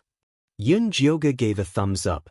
Even if the wicked old monster could leave the ruins alive, he would definitely be hunted to the ends of the earth. "Let's go." Xianxia saw that Yunjioga couldn't forget about the wicked old monster. He wanted to help her fulfill her wish. But for safety's sake, Xianxia put on a black robe and stuck an advanced invisibility talisman on Yunjioga. Then he left the teleportation formation and returned to the Skyland. There were two groups of people standing in the center of the Skyland. Old Lady Sure was on the left, while Old Demon One was on the right. "Old Demon One, we haven't taken the treasure yet. If we fight to the death now, won't it benefit others?" Old Lady Sure's dragon-head walking stick emitted a black mist that enveloped her people. "What do you plan to do?" Old Demon One's red hair danced in the air. He held two fiery rings in his hands, emitting waves of heat. Even his people didn't dare to get close. "We'll take turns and take the demonic tripod first." Old Lady Sure already had a plan. "It belongs to whoever gets it?" Old Demon One squinted his slightly red eyes. "Even if I tell you that, you won't believe me. Let's take the demonic tripod first. It belongs to whoever gets it." Old Lady Sure didn't want to play tricks. Old Demon One wouldn't believe her anyway. "Okay, we'll see after the demonic tripod comes down." Old Demon One agreed. They were all familiar with each other. Even if they couldn't fight in the ruins, they could fight outside. It was better than fighting to the end and getting nothing. "In that case, you guys go first." Old Lady Sure said and retreated 10 feet with her people, giving Old Demon One the wilderness. Old Devil One didn't stand on ceremony and immediately got his subordinates into a defensive formation. Then he slapped his spirit beast bag and dozens of red shadows flew out, turning into various fire-type spirit beasts. There were 12 lizards in the outermost circle, 6 fire-striped snakes in the innermost circle, and a fire jade spider in the middle. It had a fiery red body, white slender legs, and demon patterns clearly visible. It was actually a 5th-rank demon beast, close to the gold core stage. "Go!" Old Devil One ordered. The flame jade spider opened its mouth and ate all the offerings around it. Then, it spat out countless rays of red and white light into the sky. When the light landed on the demonic tripod, it turned into a tough spider web and bound the tripod tightly. "Pull!" Old Devil One poured a bottle of fiery red pills into the fiery jade spider's mouth, and the fiery jade spider pulled the spider's silk backwards. Waves of fluctuations came from the quiet sky. The fiery clouds were shattered, and countless black flames fell down. Protect! Old Devil One threw out a fiery ring.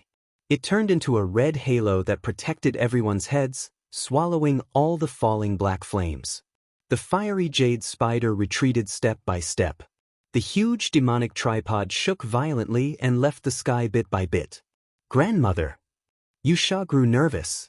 Granny Shi's lips curled up and she said softly, "It's not that simple." As soon as she said that, the rain of fire grew heavier. The halo's capacity was limited, so Old Devil One had to throw another one up. The fiery jade spider's body was blood red. It became more and more difficult to move back, and the red and white spider's silk tightened. Old Devil One was extremely nervous. He poured another bottle of pills into the fiery jade spider's mouth and forced it to continue retreating. The fiery jade spider retreated a few more steps with difficulty, but the red and white spider's silk suddenly broke. The demonic tripod returned to the spear, shaking off countless red flames. The fiery jade spider wailed and lay on the ground motionlessly. It suffered a strong backlash, and its organs were injured. It died instantly. Old Devil One looked at the demonic tripod with a livid expression. He had used a secret technique to make this fiery jade spider grow, but he still couldn't get the demonic tripod down. What a pity! Just a little bit more. Granny Shi sighed and shook her head. She really hoped that Old Devil One could get the demonic tripod down. That way, she would have a better chance to snatch it. Old Devil One didn't say anything. He retreated to the side with his people and stared at Granny Shi. Granny Shi went up with her people and released 2 rainbow-colored silkworms. They were only level 4, but they were stronger than the fiery jade spider she had just matured. The rainbow-colored silkworms spat out 2 beams of rainbow light that wrapped around the demonic tripod. With one pull, the demonic tripod was pulled out of the sky. The sky shook, and countless rain of fire fell crazily. Granny Shi and the others couldn't resist in time. Many were burned by the fire. Old Devil One, if you keep watching like this, you can forget about getting the demonic tripod forever. Granny Shi pretended to take back the rainbow-colored silkworms. Old Devil One hesitated. In the end, he felt that the demonic tripod was more important. He ordered his people to help Granny Shi and the others resist the rain of fire. Zishang and Yunjioga waited quietly on the side, waiting for a chance to attack. Just then, a childish voice sounded beside Yunjioga. "Master, is that you? You finally found me." "Master?" Yunjioga had thought it was a treasure-seeking scorpion, but the voice was very clear and didn't sound like a treasure-seeking scorpion. Following that, her mind buzzed, and her divine sense was pulled into darkness. "Mistress." A chubby black-skinned mouse ran towards her from afar. "Pippy Mouse, where did you go?" Yunjioga was about to go up. Pippy Mouse started to transform as it ran. In the end, it turned into a chubby, soft, and cute 5-year-old baby. The baby was chubby and had soft black short hair. His skin was white and tender. He wore a fitted black suit and was very cute. However, there were 2 short horns on his head. "Demon?" Yunjioga was so scared that she wanted to turn and run. "Sob, sob, sob, master, don't abandon me. I'm not a demon." The baby rushed up and hugged Yunjioga's thigh tightly. "I'm your artifact spirit." "Since when did I have a demonic artifact spirit?" Yunjioga said, but she still stopped running. When it came to treasures, she had always been very tolerant of them. "Sob, sob, sob, I wasn't a demonic artifact. It's all that perverted Wansha's fault. He refined me into a demonic artifact." The baby continued to cry. "Wait, who is Wansha?" Yunjioga frowned. "Where did this person come from?" "Wansha is a big bad guy." The little baby pouted his red lips and said fiercely, "Even if he used to be your lover, I still hate him. He dared to seal me in this damn place. It was not easy for me to run out with a bit of my divine sense and possess the black-skinned mouse to find you. Unfortunately, that black-skinned mouse was too weak and could not communicate with you." "Wait, you said Wansha was my lover. Then who is Zishang?" Yunjioga asked. Currently, Zishang was the only one she had an affair with. How did another Wansha appear? Lord Zishang is your guardian. In the words of the human race, he's your wife. Wansha is just your lover. The little guy's words were shocking. Yun Jioga was shocked.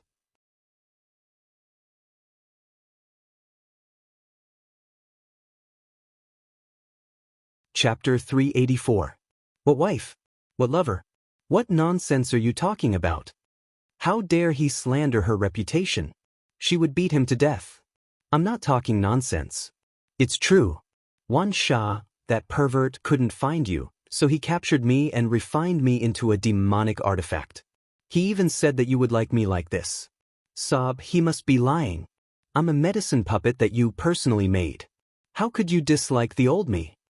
The little baby started crying again. Yun Jioga's head hurt from the baby's crying. Just as she was about to ask him more questions, her head buzzed and she regained consciousness. What's wrong? Zishang looked at Yun Jioga worriedly. Nothing. Yun Jioga couldn't tell Zishang that she'd met a child out of nowhere and said that the child was her wife and that she had a perverted lover. Zishang looked at her coolly and didn't continue asking. Instead, he pointed outside and said, "They're about to succeed." There was a rain of fire outside and all kinds of spirit lights flashed. Madame Sher and Old Demon One stood at one side and focused on driving the spirit beasts. At the crucial moment, Old Demon One had released a fire jade spider to pull the demonic sky tripod with Madame Sher. The demonic sky tripod had been pulled out of the sky. The color pattern was very similar to Yun Jioga's bronze tripod, but it looked more advanced. Yun Jioga immediately threw the strange baby to the back of his mind and prepared to attack. Zishang's fake ruler glowed faintly. He was already aiming at the demonic sky tripod. At this time, the demonic sky tripod suddenly spat out countless sparks and broke free. Then, it turned and leaped towards Yun Jioga. Yun Jioga's eyes widened as he looked at the round little cauldron, which was glowing with a fiery light. Then, the little cauldron pounced at him with an expression as if it had found its baby. Zishang reached out and grabbed the tripod. The remaining sparks broke the invisibility talisman on Yun Jioga. Even Zishang was revealed. Yun Jioga was stunned. He'd wanted to be an Oriole but had been exposed early. Wouldn't he become a target? Madame Sher and Old Demon One looked in shock at the two black-robed people who suddenly appeared in the corner of the screen. Demonic tripod. Yusha screamed. An ominous glint flashed across Granny Sher's eyes. She slammed her walking stick down hard, and a black flood dragon's soul flew out, bearing its fangs and claws at Yun Jioga. Zishang tossed out the disciplinary ruler in his hand and a purple mist burst forth to bind the black W. Next, he picked up Yun Jioga and ran toward the teleportation portal. The black flood dragon seemed to be extremely afraid of the purple mist. It shivered and flew back into Granny Sher's walking stick. Old Lady Sher was shocked. She used a real flood dragon, which was incomparably strong and sharp. How could it be scared away by a mere purple mist? How was this possible? Put those things down.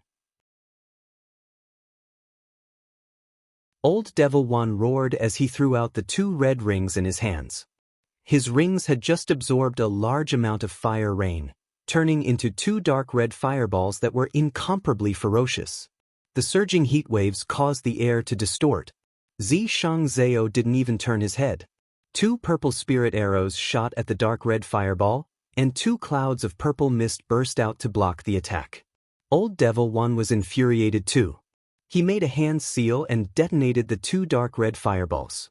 The violent, huge, and terrifying shockwaves caused the entire inner hall to tremble. Zishang Zhao held Yun Jioga and turned around, holding her tightly in his arms. The powerful shockwaves broke through Zishang Zhao's protective purple mist, sending him and Yun Jioga flying. Zishang, are you okay? Yun Jioga wasn't hurt by the shockwaves, but she could feel the terrifying power. Zishang wiped away the blood at the corner of his mouth. Without a word, he carried Yun Jioga and rushed into the teleportation portal. Yun Jioga placed the spirit stones on it as fast as she could. The portal lit up. By the time Granny Sher and Old Devil One brought people over, the portal was already empty. on a barren mountain 50 miles away from middle ground. Yun Jioge walked out of the teleportation portal weakly. Zishang followed behind him, holding the demonic tripod. He turned around and destroyed the portal. This is the treasure from the ruins? Yun Jioge looked at the bronze tripod in Zishang's hand. Yes. Zishang nodded and said, there's a space for growing herbs inside. In the future, if you want to detoxify, you can cultivate your own herbs. Yun Jioge's eyes lit up. The 9-stage bone shatter poison in her body was like a chain wrapped around the wound on her neck. If she could remove this chain, her cultivation would definitely be faster. But how did Zishang know there was a space inside the demonic tripod? Master it.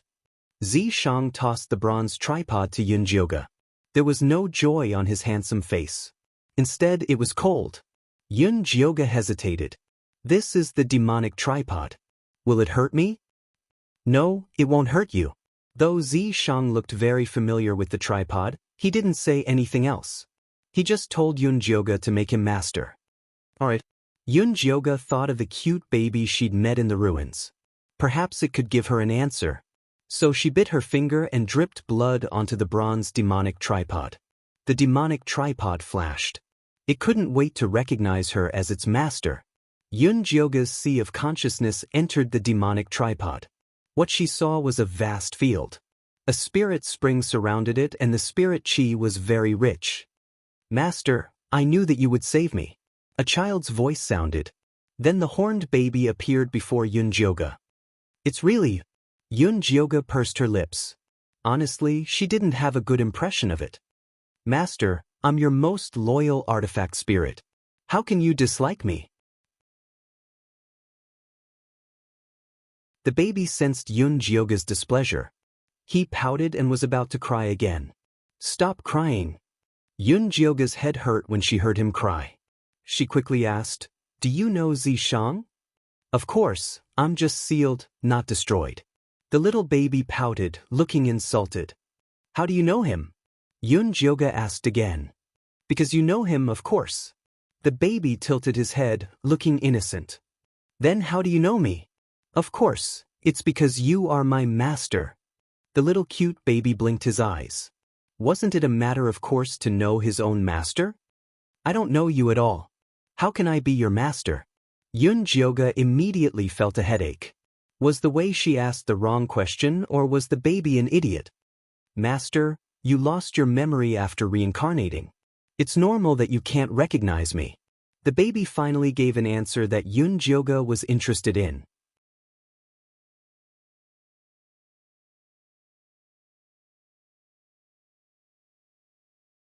Chapter 385. Reincarnation? Do you mean that I was your master in my previous life? Yun Jioge continued to ask. It can't be my previous life. The little baby counted his fingers and said with some uncertainty, It seems like it was 10,000 years ago or 5,000 years ago. It's too long, I don't remember. Something that happened 10,000 years ago. Yun Jioge couldn't even remember what happened before she transmigrated, let alone the history from so long ago. Yes, Master used to be very powerful. Everyone was afraid of you. The little baby had a face of nostalgia. Then he touched the little black horn on his head dejectedly and said hatefully, If it was in the past, Wan Sha definitely wouldn't dare to bully me like this. Who is Wan Sha? Don't talk about lover anymore. I want specific information, identity, age, appearance, and cultivation. Yun Jioge thought of Zishang saying that the owner of the ruins was his enemy. Could it be this Wan Sha? I can't say. Wan Sha set up a restriction unless you can remove his restriction. The little baby looked pitifully at his extremely weak master in front of him. If it wasn't for the fact that the aura was very familiar and the taste of the blood was very pure, he really couldn't believe that his master, who was once so powerful that all races were afraid of him, would actually be so weak. The chi refinement stage was even weaker than an ant. His poor master. Then I'll go ask Zishang. Yun Jioge had already developed the habit of looking for Zishang whenever he didn't understand anything. You must not mention Wan Sha in front of Lord Zishang. He will go crazy and kill people. Maybe he won't even let you go. The little baby was so scared that his face turned pale and his hair stood up. How is that possible? Xianxia would kill her? What kind of joke was this? Please, which man is willing to share his beloved woman with others? You're so weak now. Lord Xianxia can strangle you with one finger. Don't look for trouble. The little baby was really anxious. His voice was as sharp as a hen that was being strangled. He was a little hysterical. Did I really have an affair with that Wuxia in the past?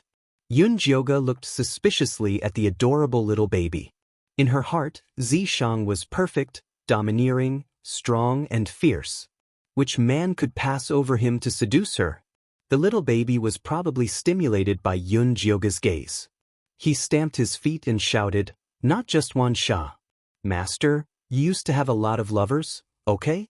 The human clan, the monster clan, the beast clan, the spirit clan, the devil clan. How is this possible?" Xianxia's eyes widened. Even if she was the founder of the Joyous Union sect in her past life, it was impossible for her to sleep with all the races in the world. It's true. Master, you used to be the continent's most valiant and honorable goddess. Every race had to offer you their most powerful and charming male. Lord Xianxia is the strongest male among all the races. You admire him the most and even conferred him the title of guardian. When the little baby talked about the glorious deeds of his master in the past, his little chest immediately puffed up, as if he was proud of it. Xianxia was now sure that this cute little kid must have recognized the wrong owner. What goddess? What lover? What offering from men? It was all a mess. Based on Xianxia's attitude towards her in the past, it was more like she was his tribute. Xianxia was completely disappointed with the little baby. She decisively changed the topic and asked the little baby, "I heard that the space here can grow spiritual objects?" Master, you used to like alchemy and medicine the most, so you specially made a medicine garden. As long as there is enough spiritual power to support it, it can accelerate the growth of plants. The little baby immediately nodded. Later, I will bring in a few dark spirit flowers. You can take a look at me. Xianxia needed not only the soul-shocking grass but also 100-years-old dark spirit flower to get rid of the third layer of poison. The little baby patted his chest, indicating that there was no problem. After being sealed for so long, he finally got the attention of his master. He must do a good job. By the way, what's your name? Xianxia still didn't know the little baby's name. My name is Menghua. This is the name that master personally gave me. The little baby pouted, feeling sad that his master had forgotten his name. But although this name was very similar to her style of naming, she would never admit that she was its lecherous owner based on this point alone. Master Xianxia is calling you. Go now. Remember, don't mention Wuxia's name, the little baby quickly said. Xianxia didn't deny it. Her divine consciousness left the demonic tripod and returned to her body. As soon as she opened her eyes, she saw Xianxia right in front of her. He was observing her without blinking, his hot breath on her face. What are you doing? Xianxia was shocked and subconsciously stepped back. Xianxia grabbed her waist and let go after stabilizing her. He asked casually, "You were in the demonic tripod for so long. What did you ask?" "I just chatted with the artifact spirit inside." Xianxia thought of little Menghua's advice. In the end, he did not ask about Wuxia. Instead, he tactfully said, "That artifact spirit was chubby and quite cute. I forgot to ask what its name was." Xianxia looked at Xianxia deeply and said, "It's called Menghua. Although it's a bit stupid, it's quite loyal to you." Holy **T, Xianxia really knew that artifact spirit. Xianxia laughed dryly. Menghua is quite suitable for him. Let's go. There's more than one teleportation array in the ruins. Those 2 golden core cultivators will escape. Let's get out of here. Xianxia clearly didn't want to discuss this. His handsome face was gloomy. Xianxia thought of old Demon Wan's crazy look and felt that they wouldn't let her go. She walked to Xianxia's side and smelled a faint smell of blood. She quickly reached out to pull him. "Are you hurt? Don't touch me." Zishang reflexively dodged Yunjioga's hand. Seeing Yunjioga's shocked expression, he added, "I'm fine." He just suddenly remembered something bad. Although it had been a long time, thinking about it still made him feel pain. But that's good. Yunjioga nodded randomly. She didn't even know how to look at Zishang. Could it be that what the little baby said was true? Had she really scummed Zishang in her previous life and gotten a bunch of lovers? But that was in her previous life. If he had the ability, he should have transmigrated back to deal with that scum. Why was he venting his anger on her in this life? Yunjioga thought of the first time she met Zishang. His flirtatious look was because he thought of her as his lover in her previous life. That was why he had teased and touched her. Now that he realized that she was different from the lover in her previous life, he regretted it and became cold. Damn, if that was the case, she was the scum.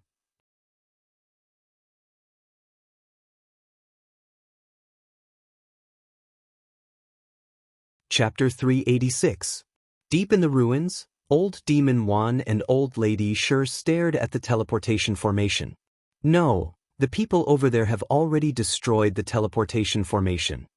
Yu Sha squatted down to check the teleportation formation and shook her head. Did you see who those two men in black were? Old Demon Wan said through gritted teeth. I think they were two middle-aged men. I've seen that ruler before. It belongs to an evil old monster from Yinling Mountains. They're at the middle stage of the foundation building realm, someone said immediately. Find him as soon as we get out. Old Demon One wanted to kill them. Old Lady Sure gave the same order and parted ways with Old Demon One with her granddaughter, Yusha. Grandmother, are we just going to leave like this? Yusha was unwilling. They had spent so much effort to open the ruins and many of their men had died. It would be a great loss if they were to return empty-handed. The Savage Corp's secret realm was about to open. She was hoping to get a few treasures to protect herself. Silly girl, the demonic cauldron is gone but there are other treasures. Let's split up and search carefully. We might find something. Old Lady Sure did not believe that she could not find other treasures in such a huge ruin. Then let's hurry up and search before Old Demon One gets there first. Yu Sha was an impatient person. She brought a few men and split up with her grandmother. She searched along the ruins but found nothing. The ruins were empty as if it had been swept by locusts. It was so desolate that it was frightening. Yu Sha's pretty face was flushed with anger. She kept cursing the owner of the ruins for being a stingy person. Just then, a deep and seductive voice rang in her ears. Come here, come here. Yu Sha was in a daze. She could not help but follow the voice. After passing through a long corridor, she finally arrived at a hidden room. In the dark room, there was a stone statue of a devil of the same height. It had horns like a sheep, black curly hair like seaweed, and its long and narrow eyes were pitch black. Its sexy lips were tightly pursed. Its body was strong and majestic, covered in black scales. It exuded an evil and powerful aura. At that moment, the devil statue's eyes were shining with a strange light. Yu Sha looked at the devil's eyes that were filled with magic and walked towards it. The devil statue's lips curled up, its expression extremely evil. When Yu Sha was in front of it, the statue suddenly collapsed. A thick black aura rushed into Yu Sha's forehead. Yu Sha shuddered and could not help but close her eyes. When she opened her eyes again, her pupils were pitch black like a bottomless lake, flickering with the light of magic. Goddess, I've waited for 5,000 years, and I've finally found you again. Yu Sha murmured to herself as the corners of her rosy lips curled into a devilish smile. Her beautiful and delicate face was covered in a layer of black light. There was a strangeness in her beauty that made one shudder. At that moment, Yunjioga and Zishang were hurrying along. Are you hurt, or are you feeling unwell? Zishang looked at Yunjioga's listless appearance and couldn't help but care about her. You weren't injured, so how could I have been injured? Yunjioga's face was cold, and he didn't even look at him. Zishang knew Yunjioga was throwing a tantrum. After a moment of silence, he said, I'm really fine. Those critical hits were nothing to me. Since you're fine, do you dare to let me have a look? Yunjioga stopped in his tracks. His black eyes were bright and determined. Alright.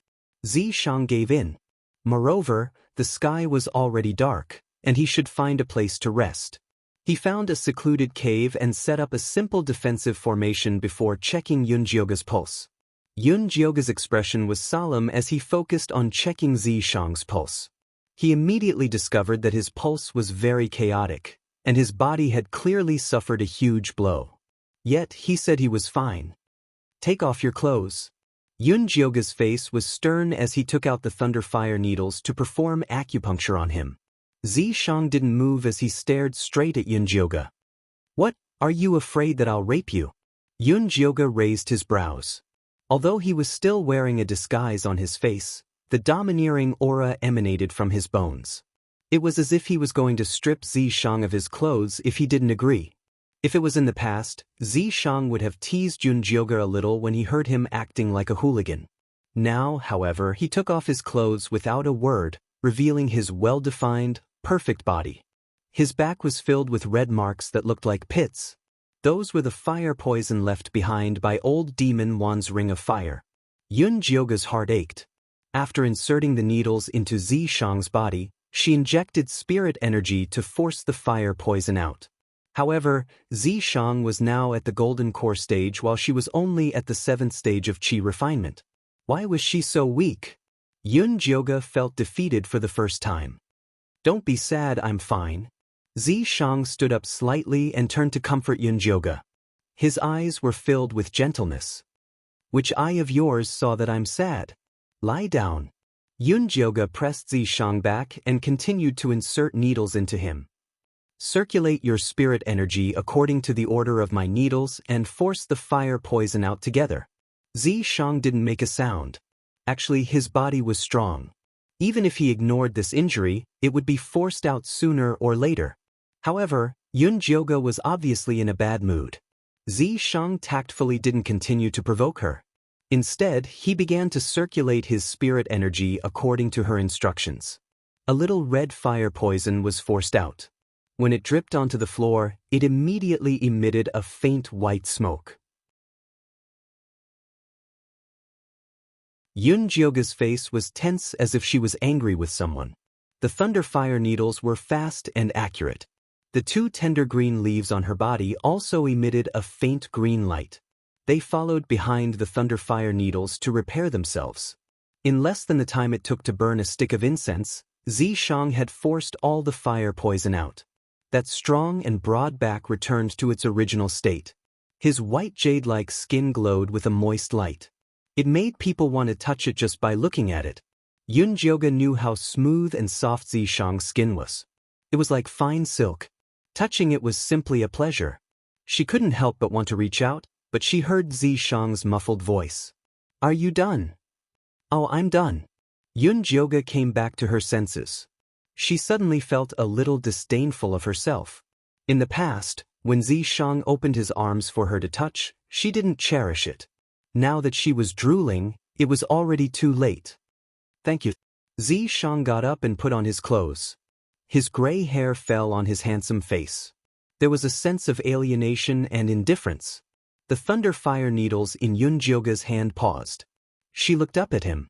There was a hidden bitterness in her tone that even she didn't notice. You never said thank you in the past. Xianxia looked down and said, that was because I wasn't polite before. I ask for your forgiveness. Forgiveness my ass. What's wrong with you? Why are you acting so strange? If you have any dissatisfaction with me, then just say it. Yunjioga was angry. I just feel that I was too disrespectful to you before. It's not good, I'm sorry. Xianxia's expression was still indifferent. With his gray hair and gray eyes, he looked as cold as a Een corpse.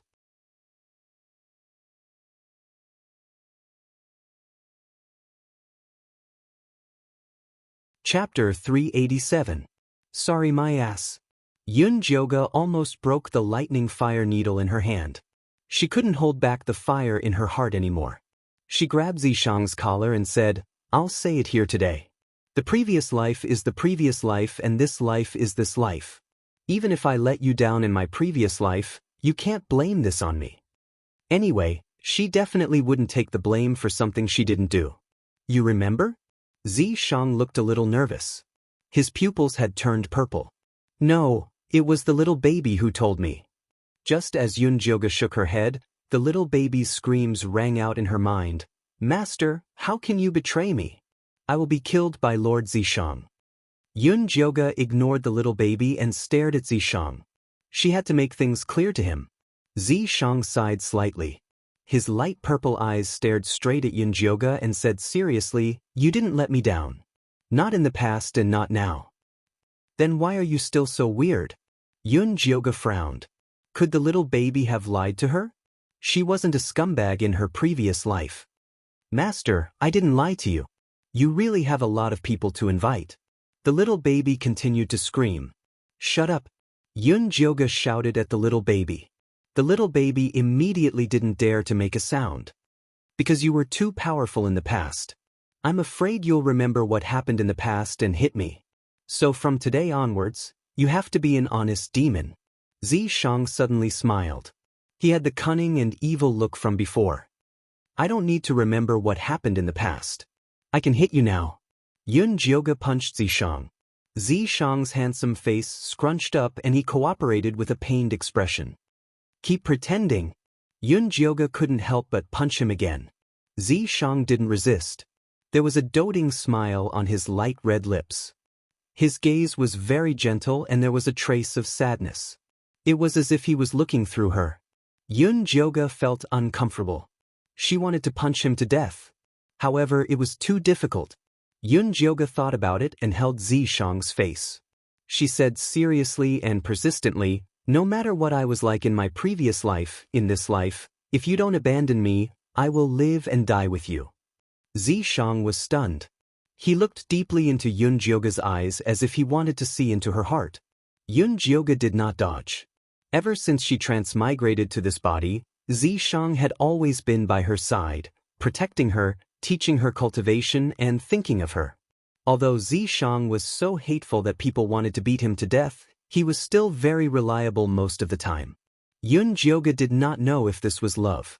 She only knew that she hated it when Zishang looked at others through her, not even her past self. She wanted to monopolize this hateful male demon, both physically and mentally. All right, if you don't abandon me, I will be by your side in life and death. Zishang nodded. His eyes curved, and his handsome face shone like a peach blossom. It was like a wisp of spring breeze that blew into Yunjioga's heart. After Yunjioga relaxed, he immediately felt extremely exhausted. He could barely keep his eyes open. She slowly lay down beside Zishang, yawning as she said, Remember what you said. In the future, you're not allowed to think about anyone else other than me, not even my past life. As she spoke, her voice gradually became deeper and deeper, and she instantly entered the land of dreams. Zishang carefully held Yunjioga in his arms. He touched her face with his palm and revealed her true appearance. Beautiful and exquisite features, a pure and holy aura. She looked very much like she did in her past life. This woman had not awakened her memory, but she was still as domineering as before. When she burned, it was like a raging fire that could melt a person in an instant. And he still could not reject her. No, the two of them were still very different. In her past life, she was the only goddess in the world. She was omnipotent, domineering, and emotionless. She viewed outsiders as ants, and no one could leave a mark on her cold heart. In this life, Yunjioga's cultivation was weak, and she had a stubborn personality. She was a little silly and a little soft. She was a person who cared a lot about her friends, and she was indebted to everyone who left a mark in her heart. No matter what you look like, I will always love you forever. Zishang's light red lips pressed lightly on Yunjioga's smooth forehead, and there was a resolute light in the depths of his eyes. He had used all his luck to find her in front of everyone. In this life, he would definitely not give her to anyone. When Yunjioga woke up, she felt refreshed. Just as she raised her head, Zishang planted a gentle kiss on her lips and said, Good morning. Morning. Yunjioga wrapped her arms around Zishang's neck and kissed him back passionately. After the Cold War and awkwardness from before, She especially cherished Zishang's clinginess now. Let's dual cultivate. Zishang's nimble fingers unbuttoned Yunjioga's clothes and slid across her smooth skin. Yunjioga was also very enthusiastic and proactive. She had long been thinking about Zishang's strong abdominal muscles. It had been a long time since she touched them, and she really missed them. The two of them were very cooperative and proactive. Although it was only a very ordinary frontal position, the effects of dual cultivation were much smoother than before. Although Zishang was not able to release himself in the end, the two of them were incomparably satisfied when their minds intertwined. It was completely in the realm of spiritual and physical intertwining. After a hearty dual cultivation session, Yunjioga realized that she had advanced again. She was now at Qi refinement stage 8. When you get rid of the poison in your dantian, you will advance even faster in the future. Zishang reached out and touched Yunjioga's flat stomach.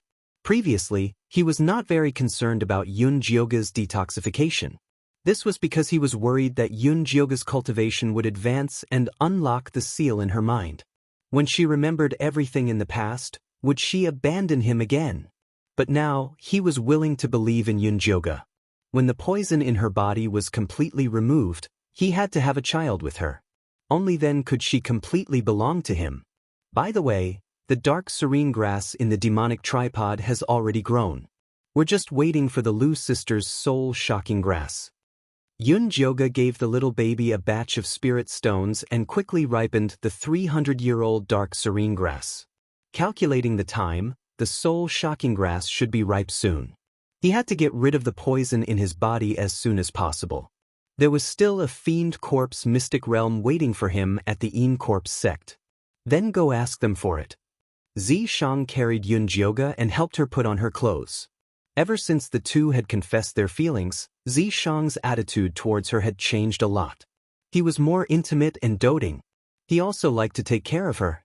He even had to do things like putting on her clothes himself. Seeing that he was happy, Yunjioga let him be. She was happy to slack off. After putting on her clothes, she took out the communication talisman and found that the Lu sisters and Wanli Mingxian had sent her many messages. They kept asking if she was safe. Yunjioga first replied to the Lu sisters and asked where they were. The Lu sisters quickly replied. They were in a workshop in Zhuozhou.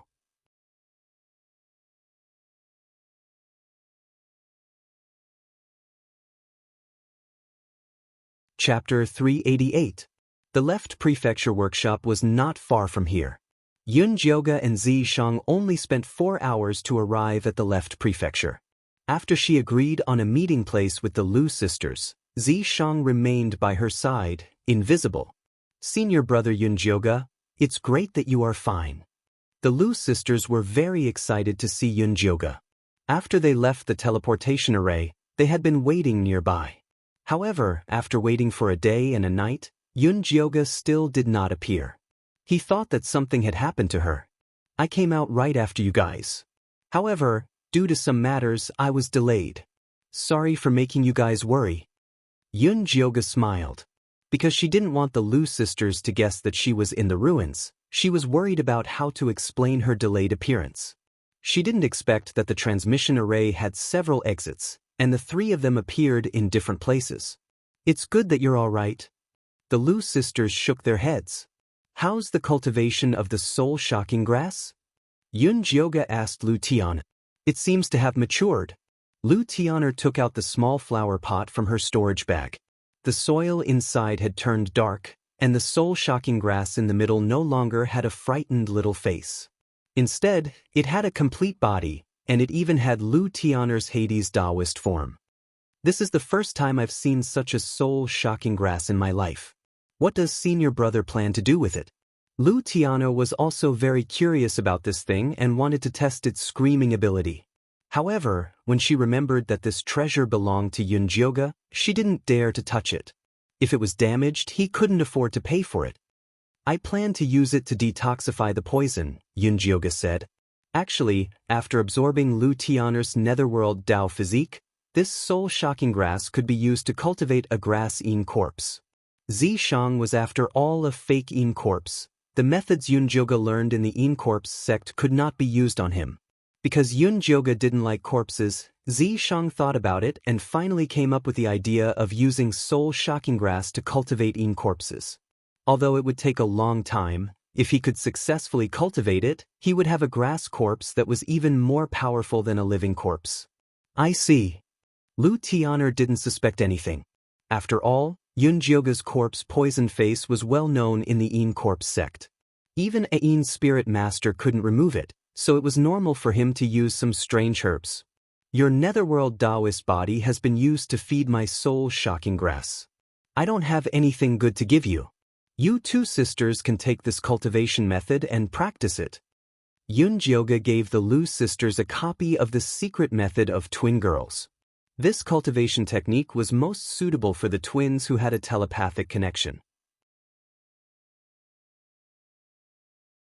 Not only could they achieve twice the results with half the effort, but they could also master a very powerful combined attack skill. The Lu sisters were wild with joy when they received this cultivation technique. This was especially so for Lu Tian'er. After losing the netherworld Daoist body, she always felt insecure and was afraid that she would drag her sister down. This technique was definitely a timely help. What are your plans now? Yunjioge asked the Lu sisters. We plan to find a place to go into seclusion and wait for the Overlord flower to advance. The Lu sisters had been discussing this matter for the past few days. The incident at the ruins had made them fully aware of the fact that it was pointless to go anywhere without strength. If it wasn't for Yunjioge protecting them, they would have died in the ruins long ago. It's good to go into seclusion and avoid the limelight. When Zishang was fighting for the treasure, he disguised himself as an evil old monster. When the people of the central state ran to find the evil old monster, Yunjioge was worried that the two sisters would be implicated. I heard from senior brother Wang Lin that the central state is very chaotic now.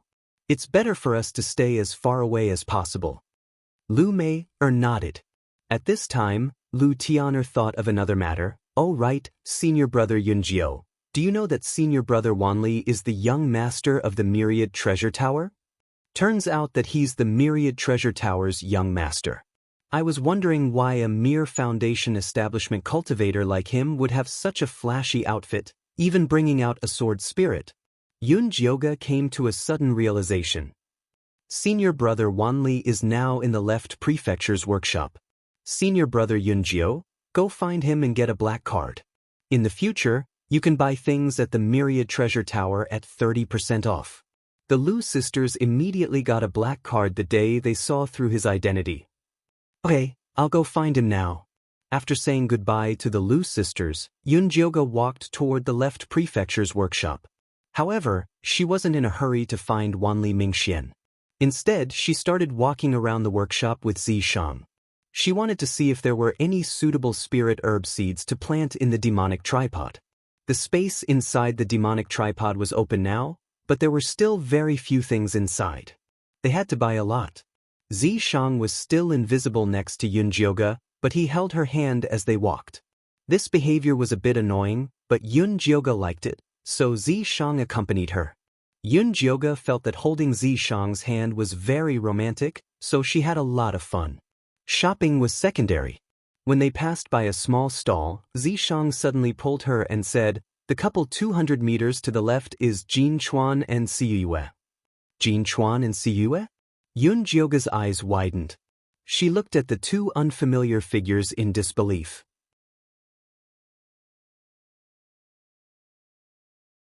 One was an old man, and the other was a pretty granddaughter. If Zishang hadn't reminded her, she definitely wouldn't have recognized them. Why are these two here? Yunjioge had suspected their relationship when she was in Corpse sect. Unfortunately, Jin Chuan covered it up very well. He never asked about Siyue again, so she couldn't find anything. Follow them, Zishang ordered softly. Jin Chuan and Siyue had high status in Corpse sect. If she could get something on them, it would be very good for Yunjioge's position in Corpse sect. Yunjioge thought so too, so she pulled Zishang along and quietly followed behind the two of them. Jin Chuan and Siyue were very vigilant. The two walked around the workshop until it was dark before they quietly left. They walked to the wasteland in the suburbs. Yun Jioge and Zi Shang followed them quietly. Finally, they arrived at a dilapidated temple 200 miles away. At this time, there was a defensive restriction around the temple. Many talismans could be seen shining inside. Those are the talismans of Purple Cloud Sect, Zi Shang whispered to Yun Jioge. Previously, when he and Yun Jioge were killing Bloodthirsty Sect, they had interacted with the elite disciples of Purple Cloud Sect for a period of time. They were very familiar with their talismans. Why did Jin Chuan and Si Yue come here to meet Purple Cloud Sect disciples in the middle of the night? Yun Jioge frowned.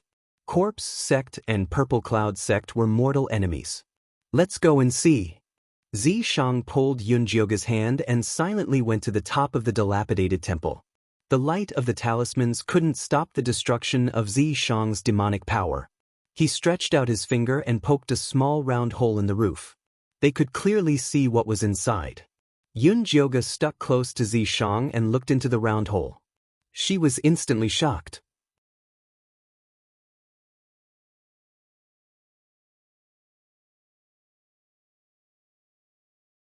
Chapter 389. What did you see? Zi Shang looked at Yun Jioge's round eyes and couldn't help but pull her ear. Help me see if that person is Nangong Li. Yun Jioge pointed at the small round hole, worried that she had seen wrongly.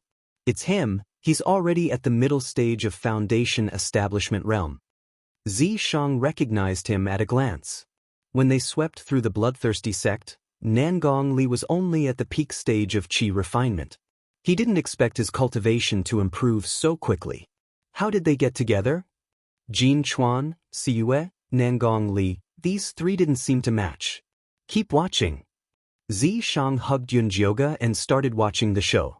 Inside the ruined temple, Nangong Li was dressed in black, his handsome face cold, and he still had an unapproachable look. Jin Chuan and Si Yue stood in front of him and cupped their hands at the same time. Subordinate came late. Please forgive us, young master. No worries, Nangong Li said indifferently, then looked at Si Yue and said, You recovered your memory? Si Yue immediately knelt on one knee and said to Nangong Li guiltily, Subordinate is useless. Before going to Yin Corpse Sect, I was amnesiac and almost ruined young master's plan. Fortunately, big brother Jin Chuan helped me recover my memory in time. Please punish me, young master. Hearing this, Yun Jioge was shocked again. She didn't expect Si Yue and Jin Chuan to be from the Purple Cloud Sect. No wonder Jin Chuan saved Si Yue. You didn't do it on purpose. Fortunately, it was a blessing in disguise and you successfully infiltrated Yin Corpse Sect. You've been in Yin Corpse Sect for so long, have you found the whereabouts of my aunt? Nangong Li asked again. It's confirmed that Miss Yu should be hidden by Cho Sin in the forbidden area, Si Yue replied cautiously. Hearing this, Yun Jioge thought of the golden core girl she saw in Cho Sen's forbidden area. Could she be Nangong Li's aunt? Is my aunt still alive? Nangong Li's cold face revealed a nervous expression. Subordinate can't be sure. Si Yue shook her head hesitantly, then said, But I heard that Cho Sen has been looking for a treasure map to a mystic realm these years. A mystic realm treasure map.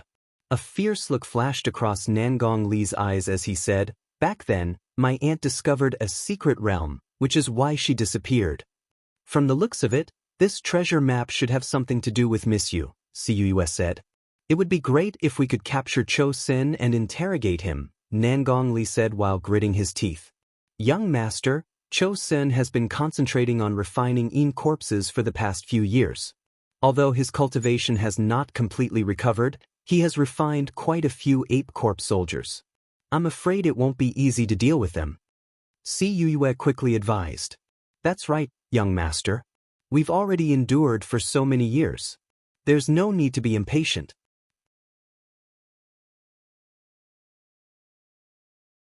Jin Chuan also advised. I understand. You guys continue to investigate, especially regarding the matter regarding the treasure map. You must investigate it thoroughly. Nangong Li quickly regained his stern appearance. I heard that the treasure map was divided into several parts. Now, one of them is in the Fiend Corp's secret territory. According to Cho Sun, he wants to get that treasure map at all costs. Siyue had heard this from Jin Yanwei. Fiend Corp's secret territory? Nangong Li seemed to have thought of something. A cold light flashed in his eyes as he instructed Jin Chuan and Siyue. Since Cho Sun wants it, you guys help him. Once you've collected all the treasure maps, inform me. Jin Chuan and Siyue nodded at the same time and left the broken temple. Nangong Li stood in the same place for a while before taking out a black pill from his storage bag and putting it in his mouth. Then his body trembled and his height actually increased by 4 inches. The muscles on his face moved again and again, finally turning into the appearance of Wanli Mingxian. Yun Jioga looked at Nangong Li's transformation and was completely stunned. He was even more shocked than when he found out that Jin Chuan and Siyue were spies from the Purple Cloud sect. She had interacted with Nangong Li before and knew that he was a very quiet and introverted person. Compared to the carefree Wanli Mingxian, it was the complete opposite of him. A person could play 2 roles and do it so naturally. What kind of acting skills did he have? Just as she was thinking about this, she saw that after Nangong Li finished changing his face, he turned his head and grinned, then he walked out in a carefree manner. Although there was no one around, he maintained the appearance of Wanli Mingxian very naturally and did not feel out of place at all. This person's soul is very strange. Zi Shang whispered into Yun Jioga's ear. There are 2 people in his body. Could Wanli Mingxian have been possessed by Nangong Li? Yun Jioga asked hurriedly. It's not possession. The auras of these 2 souls are exactly the same. They're a bit like twins, but they're not. Zi Shang did not know how to describe this situation. Yun Jioga thought about it and could only explain it with a split personality. However, as the young master of the Purple Cloud sect and the 10,000 Treasure Tower, Nangong Li was able to become an inner sect disciple of the Black Fiend sect. She did not know how he operated to allow a spiritualist and an evil cultivator to coexist. Yun Jioga's situation looked very similar to Nangong Li's, but if her dantian had not been destroyed and her cultivation had disappeared, she would not have been able to start cultivating in the Yin Corp's sect's outer sect. After all, Elder Mo Hua and Elder Baigu were not blind. However, this had nothing to do with Yun Jioga. She was more concerned about the Fiend Corp's Secret Realms treasure map. This was very likely to be the last piece, so she had to get it. Nangong Li wanted to save her aunt, and she wanted the treasure map. The 2 of them could work together to deal with Cho Senator. However, it was definitely impossible to speak rashly, so she had to test him first. The next morning, Yun Jioga sent a communication talisman to Wanli Mingxian and said that she was in the Zhuozhou. Wanli Mingxian immediately replied, "Where are you? I'll go find you." "No need, I'll go to the 10,000 Treasure Tower to find you. I heard that you got a black card for the Lu sisters. You can't drag me down, right?" Yun Jioga replied in a joking tone. "No problem, I'll wait for junior brother Yun Jio's arrival at any time." Wanli Mingxian could not wait to arrange a time to meet with Yun Jioga. Yun Jioga went to the 10,000 Treasure Tower, and the shopkeeper immediately welcomed her into the tea room when he saw her. "Junior brother Yun Jio, I've been waiting for you at the teleportation formation for a long time. I was afraid that something would happen to you." Wanli Mingxian poured a cup of tea for her. "I'm fine, it's just that the teleportation location is a bit far from you guys." Yun Jioga used the perfunctory method that she used to brush off the Lu sisters. "You don't know, but the Zhongzhou is in a mess now. I heard that the demonic tripod in the ruins was stolen by 2 male cultivators. Old Lady Shi and Old Devil Wan are furious and are looking for them everywhere." Wanli Mingxuan's eyes had a trace of probing in them. After all, Yun Jioga came out last, so she might know something. "Do you know who those 2 male cultivators are?" Yun Jioga's eyes lit up, and she pretended to be interested.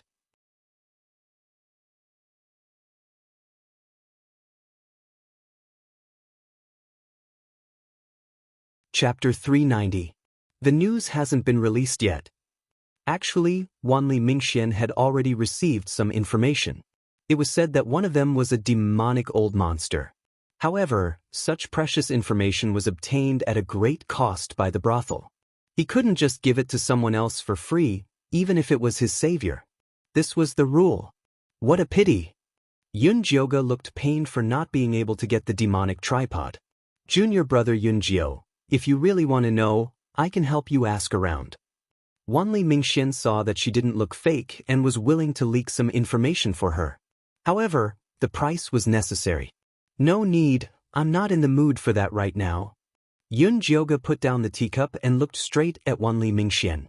Actually, I came this time to ask if senior brother Wanli has heard of the Fiend Corp's Mystic Realm? The Fiend Corp's Mystic Realm only opens once every 100 years. Every evil sect will send elite disciples to kill fiend corpses and collect fiend beads. However, you're only at Qi refinement level 8. It's not your turn to go. Wanli Mingxuan's expression was calm. Logically, I shouldn't go, but Ink Flower and Elder White Bones specifically asked me to go. Yunjioga grimaced. They're clearly trying to mess with you. Wanli Mingxian had a sympathetic expression. Although Yunjioga had the 1,000-year zombie to protect her, being targeted by the elders of the sect wasn't going to be easy. Yes, that's why I came to ask for information. Have you entered the Fiend Corp's Mystic Realm? Yunjioga asked. I haven't either, but I heard from the seniors that the fiend corpses inside are very difficult to deal with. We have to form teams to be safe. You have to be careful. The corpse sect elder was clearly trying to mess with Yunjioga. The team he sent would definitely be disadvantageous to her. If I enter the Mystic Realm, can we meet? Yunjioga wanted to find help. The Mystic Realm is very big. That's hard to say. If we can meet, I'll definitely protect you, Wanli Mingxian said seriously. He was able to leave the Mystic Realm thanks to Yunjioga's help. He naturally had to help if he could. Besides, their Black Fiend sect focused on refining fiends. No matter how good Yunjioga's 1,000-year living corpse was, it had nothing to do with them. If there was no conflict of interest, there would be no danger. They just needed to kill the fiend corpse. In that case, I will thank senior brother Wanli in advance. When will you be returning to In Spirit Mountain Range? How about we travel together? Yunjioga invited. I still have things to do here. If junior apprentice brother Yunjio is in a hurry to go back, then leave first. Wanli Mingxian shook his head. As the Myriad Treasure Tower's young lord, he still had to walk around more. Alright. By the way, I snuck out under the guise of going into seclusion. Senior brother Wanli, don't slip up, Yunjioga reminded. Don't worry. I will definitely not tell anyone. Wanli Mingxian nodded. Are we returning to Corpse In Sect now? Zishang asked Yunjioga. The sooner I return, the sooner I can get rid of the poison and improve my cultivation. Yunjioga was determined to obtain the last treasure map in the Fiend Corp's secret zone. Furthermore, she had been out for a period of time and was worried that something would go wrong with the In Corp sect. All right. Zishang supported Yunjioga's decision unconditionally. Central State, sure family. Old woman sat on the main seat with Yusha by her side. Together, they looked at a middle-aged scholar who was tied up tightly. Old woman, I really haven't seen the demonic cauldron in the ruins. I've been trapped in the maze. If the ruins didn't suddenly collapse, I wouldn't even have been able to leave. The wicked old monster's body was covered in wounds and blood. He was on the verge of death. At that moment, he was filled with regret. When he heard that the Lu sisters came to the Central State, he hurriedly followed them. He did not expect that he would not be able to capture them and almost encounter such an unfortunate incident. Grandmother, this person is not honest. Let's use the soul-searching technique. Yusha stood beside the old woman and said softly. All right. The old woman did not have the patience to listen to the wicked old monster's useless words. Just as she was about to reach out and pull out the wicked old monster's soul, Yusha pulled her sleeve and said to the old woman, Grandmother, I've recently gained some insight into the fiend's skill. Why don't I give it a try? Sure, I'll let you try it, the old woman said happily. Although her granddaughter's cultivation base was one level lower than the wicked old monster's, she was there to protect her. It would be fine to let her try it out. Yusha walked towards the wicked old monster slowly. Her pink dress was like a lotus swaying in the water. There was a faint smile on her beautiful and exquisite face. The wicked old monster used to love torturing beautiful young ladies like this. But now, he felt terrified from the bottom of his heart when he saw Wuxia. He begged for mercy. "Old woman, I really didn't take the demonic cauldron. If you don't believe me, you can swear on your heart demon. I'm willing to sign a master-servant contract with you, as long as you don't." The wicked old monster's eyes bulged, and the rest of his words were stuck in his throat. Wuxia stood not far away from the wicked old monster. Her fair, jade-like palm exuded a black fiendish aura. There was a black halo floating above it, and the wicked old monster's soul was struggling desperately inside the halo. "Good child, it seems like you've improved a lot after entering the ruins." The old woman was pleasantly surprised. Telekinesis required extremely precise control. Even she couldn't control it easily. Wuxia didn't reply to her grandmother. Instead, she pinched the wicked old monster's soul and searched for the information she wanted. In the end, she really did see the scene of Yunjioga appearing. How did a goddess turn into a man? Wuxia slowly opened her eyes and revealed a smile. Coincidentally, her body was a woman's. It was a perfect match. "How was it? Any news about the demonic cauldron?" the old woman asked. "No, he's been trapped in the maze." Wuxia's fingers moved slightly and erased the scene of Yunjioga. Then, she passed the soul to the old woman. I knew that person was pretending." After searching the wicked old monster's soul, the old woman stuffed it into her dragon head walking stick. "Grandmother is right. No criminal would use their true appearance to rob someone. Plus, this wicked old monster doesn't have the ability to do so." Wuxia followed the old woman's words. Naturally, she knew that the demonic cauldron had left with its master. "Whatever, let's put the demonic cauldron aside first. The most important thing for you right now is to focus on the Fiend Corp's secret area. Our Sure family only got 2 tokens this time. After you go in, find a safe place to kill more Fiend Corpses. If you can get enough Fiend Beads, you'll be able to enter the middle stage of the Foundation Establishment realm." The old woman didn't notice her granddaughter's change and started talking about the benefits of entering the Fiend Corp's secret area. The Fiend Corp's secret realm only opened once every 50 years. It was extremely difficult to get a few entry tokens from the major demonic sects, but the benefits were great, especially for a clan like the Sure family that cultivated in fiendish qi. Back then, she had successfully formed her core after coming out of the Fiend Corp's secret area. No matter how important the ruins and the demonic cauldron were, it wasn't as important as the Fiend Corp's secret area. "Grandmother, don't worry. I will do my best." Wuxia had a charming smile. "Goddess, let's meet again in the Fiend Corp's secret area."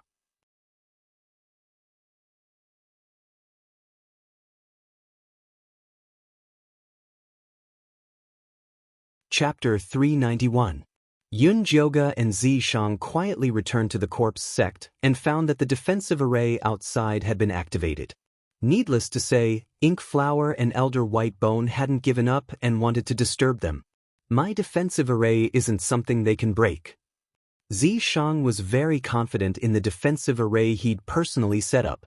If he wasn't afraid of attracting attention, he could have done better.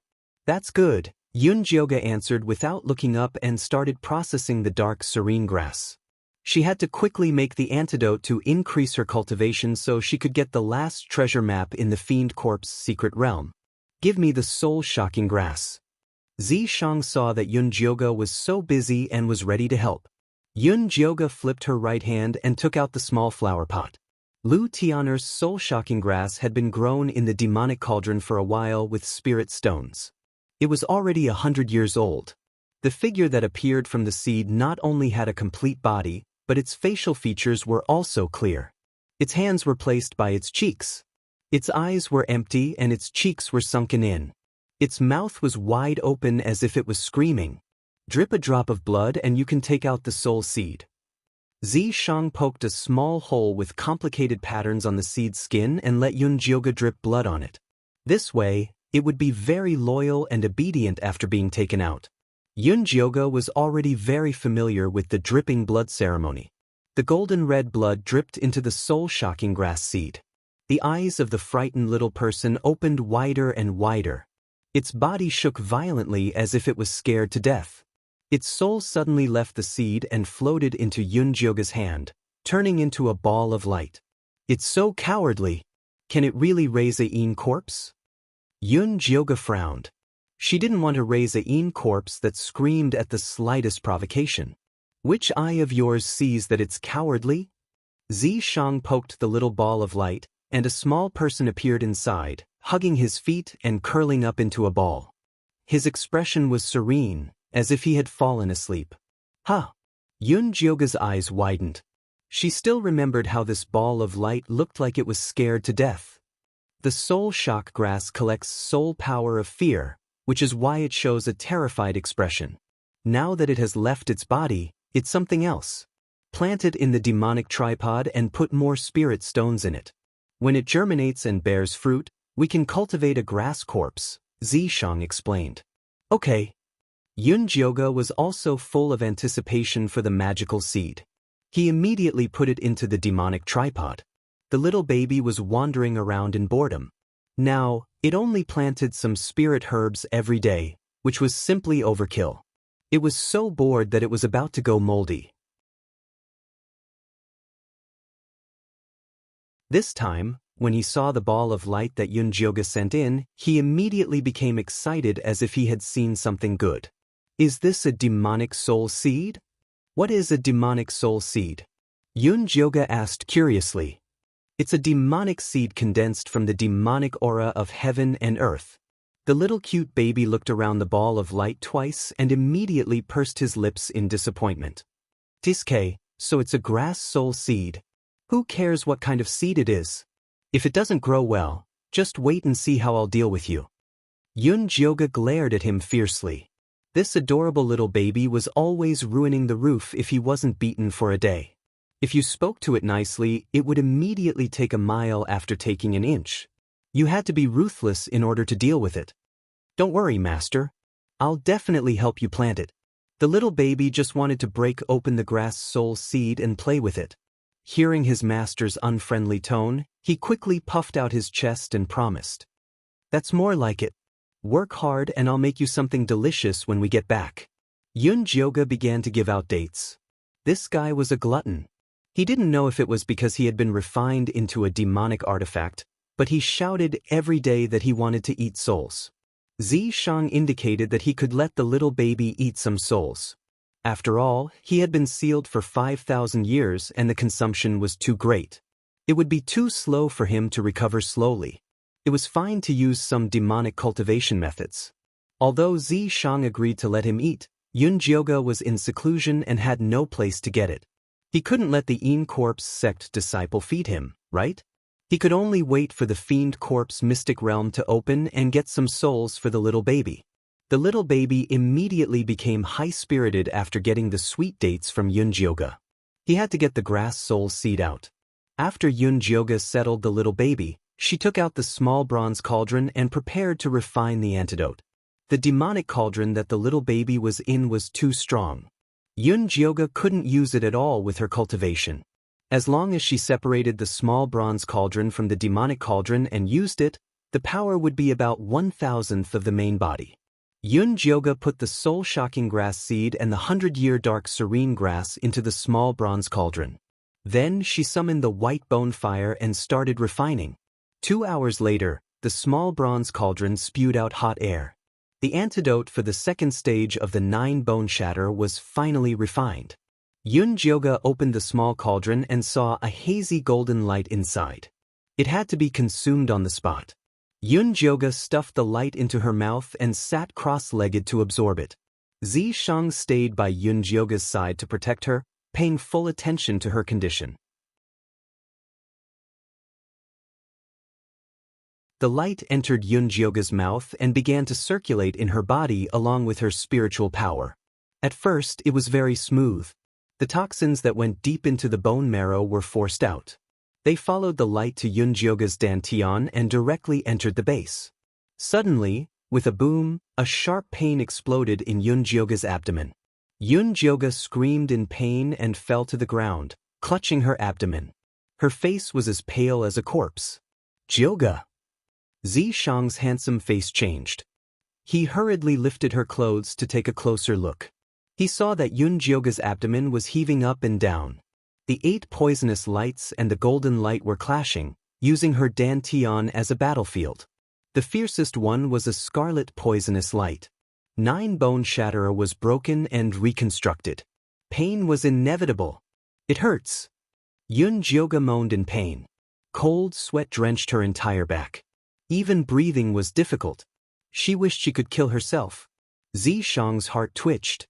He gently caressed Yun Jioga's head and comforted her softly. "Don't be afraid. It won't hurt very long." With that said, he took off their clothes and hugged her from behind. Yun Jioga felt the familiar swelling pain. She could not help but roar in her heart. What the hell was this? Dual cultivation? Zishang's heart was as calm as still water. He hugged Yun Jioga and silently chanted a cultivation method. A purple demonic energy entered Yun Jioga's body. The scarlet poisonous light that was fighting with the golden light in her dantian was like a shark that smelled blood when it smelled the demonic energy. It rushed out of the battlefield and chased after Zishang's demonic energy into his body. The detoxifying golden light also rushed out. Without any opponents, the other 7 kinds of poisonous lights also gradually stopped. Yun Jioga did not know that Zishang had drawn the poison away. When she realized that her dantian had calmed down, she sped up the circulation of her spiritual power to expel the poison. Zishang allowed the golden and scarlet lights to wreak havoc in her body. Instead, he continued to pour spiritual power into Yun Jioga's body to help her circulate the qi circulation to expel the poison.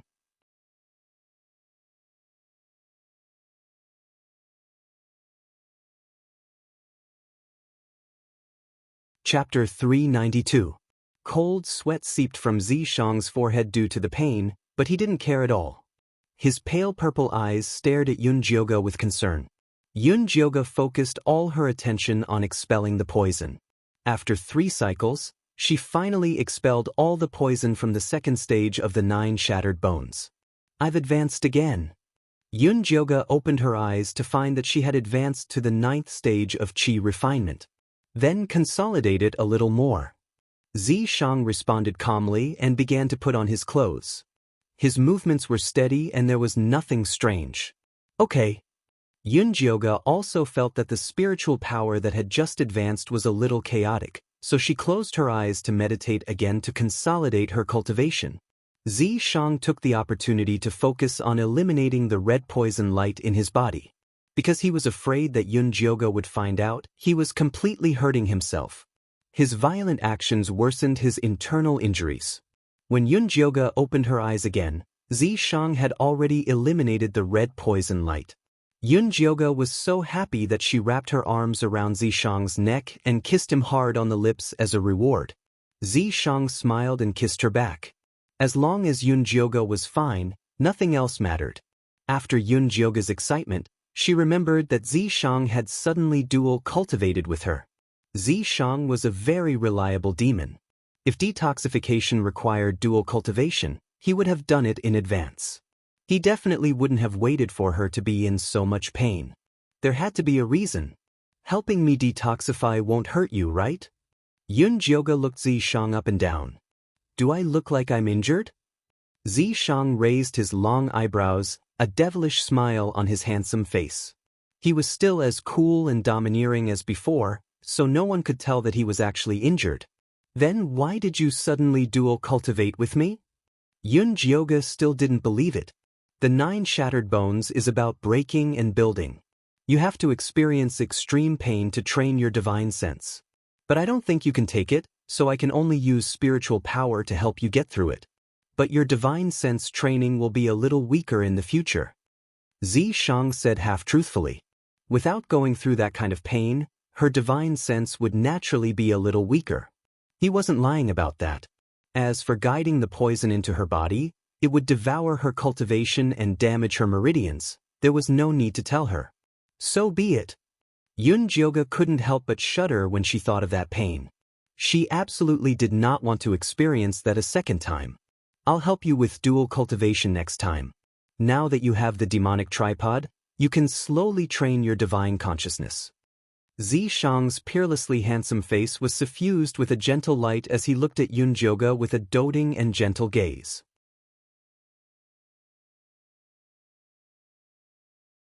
Every time he detoxified the 9-bone shatterer, he felt like he had died once. Moreover, the more he detoxified, the more tragic it became. If it was anyone else, Xiang would definitely treat them coldly. After all, if one wanted to reap benefits, then they had to suffer. But if it was Yunjioge, he couldn't bear to do it. He had experienced it before, and he didn't want Yunjioge to experience it again. All right. Yunjioge was naturally happy that he did not have to suffer anymore. However, she was still a little worried that Xiang would be affected. This 9-layer bone shatter poison was definitely no joke. Give me your hand. Yunjioge wanted to check Xiang's pulse to see if he was really not affected, as he said. I'm really fine. If you have the time, why don't you quickly find out who went to the Fiend Corp's secret realm? You don't have to worry about your safety with me by your side, but it's rare to enter a secret realm like this. You have to train well. Also, Cuyue should have some clues about the treasure map. You have to hold on to that. After all, you saved her life before. Also, you can start preparing the ingredients for the 3rd antidote. Xiang slowly analyzed all sorts of problems with Yunjioge. Yunjioge nodded as she listened. She had already gotten rid of the 2nd poison. It would not be a problem for her to reach perfected chi refinement in 3 months. Other than investigating the Fiend Corp's secret realm and the treasure map, she also had to start cultivating the antidote for the 3rd poison. The other ingredients were fine, but there was a spirit herb called Bloody Fiend Bead. It was said that it only grew in places with heavy fiendish energy. She had to look for it properly in the Fiend Corp's secret realm. There were too many things to do. Yunjioge became distracted as she thought about it. She immediately forgot to check Xiang's pulse.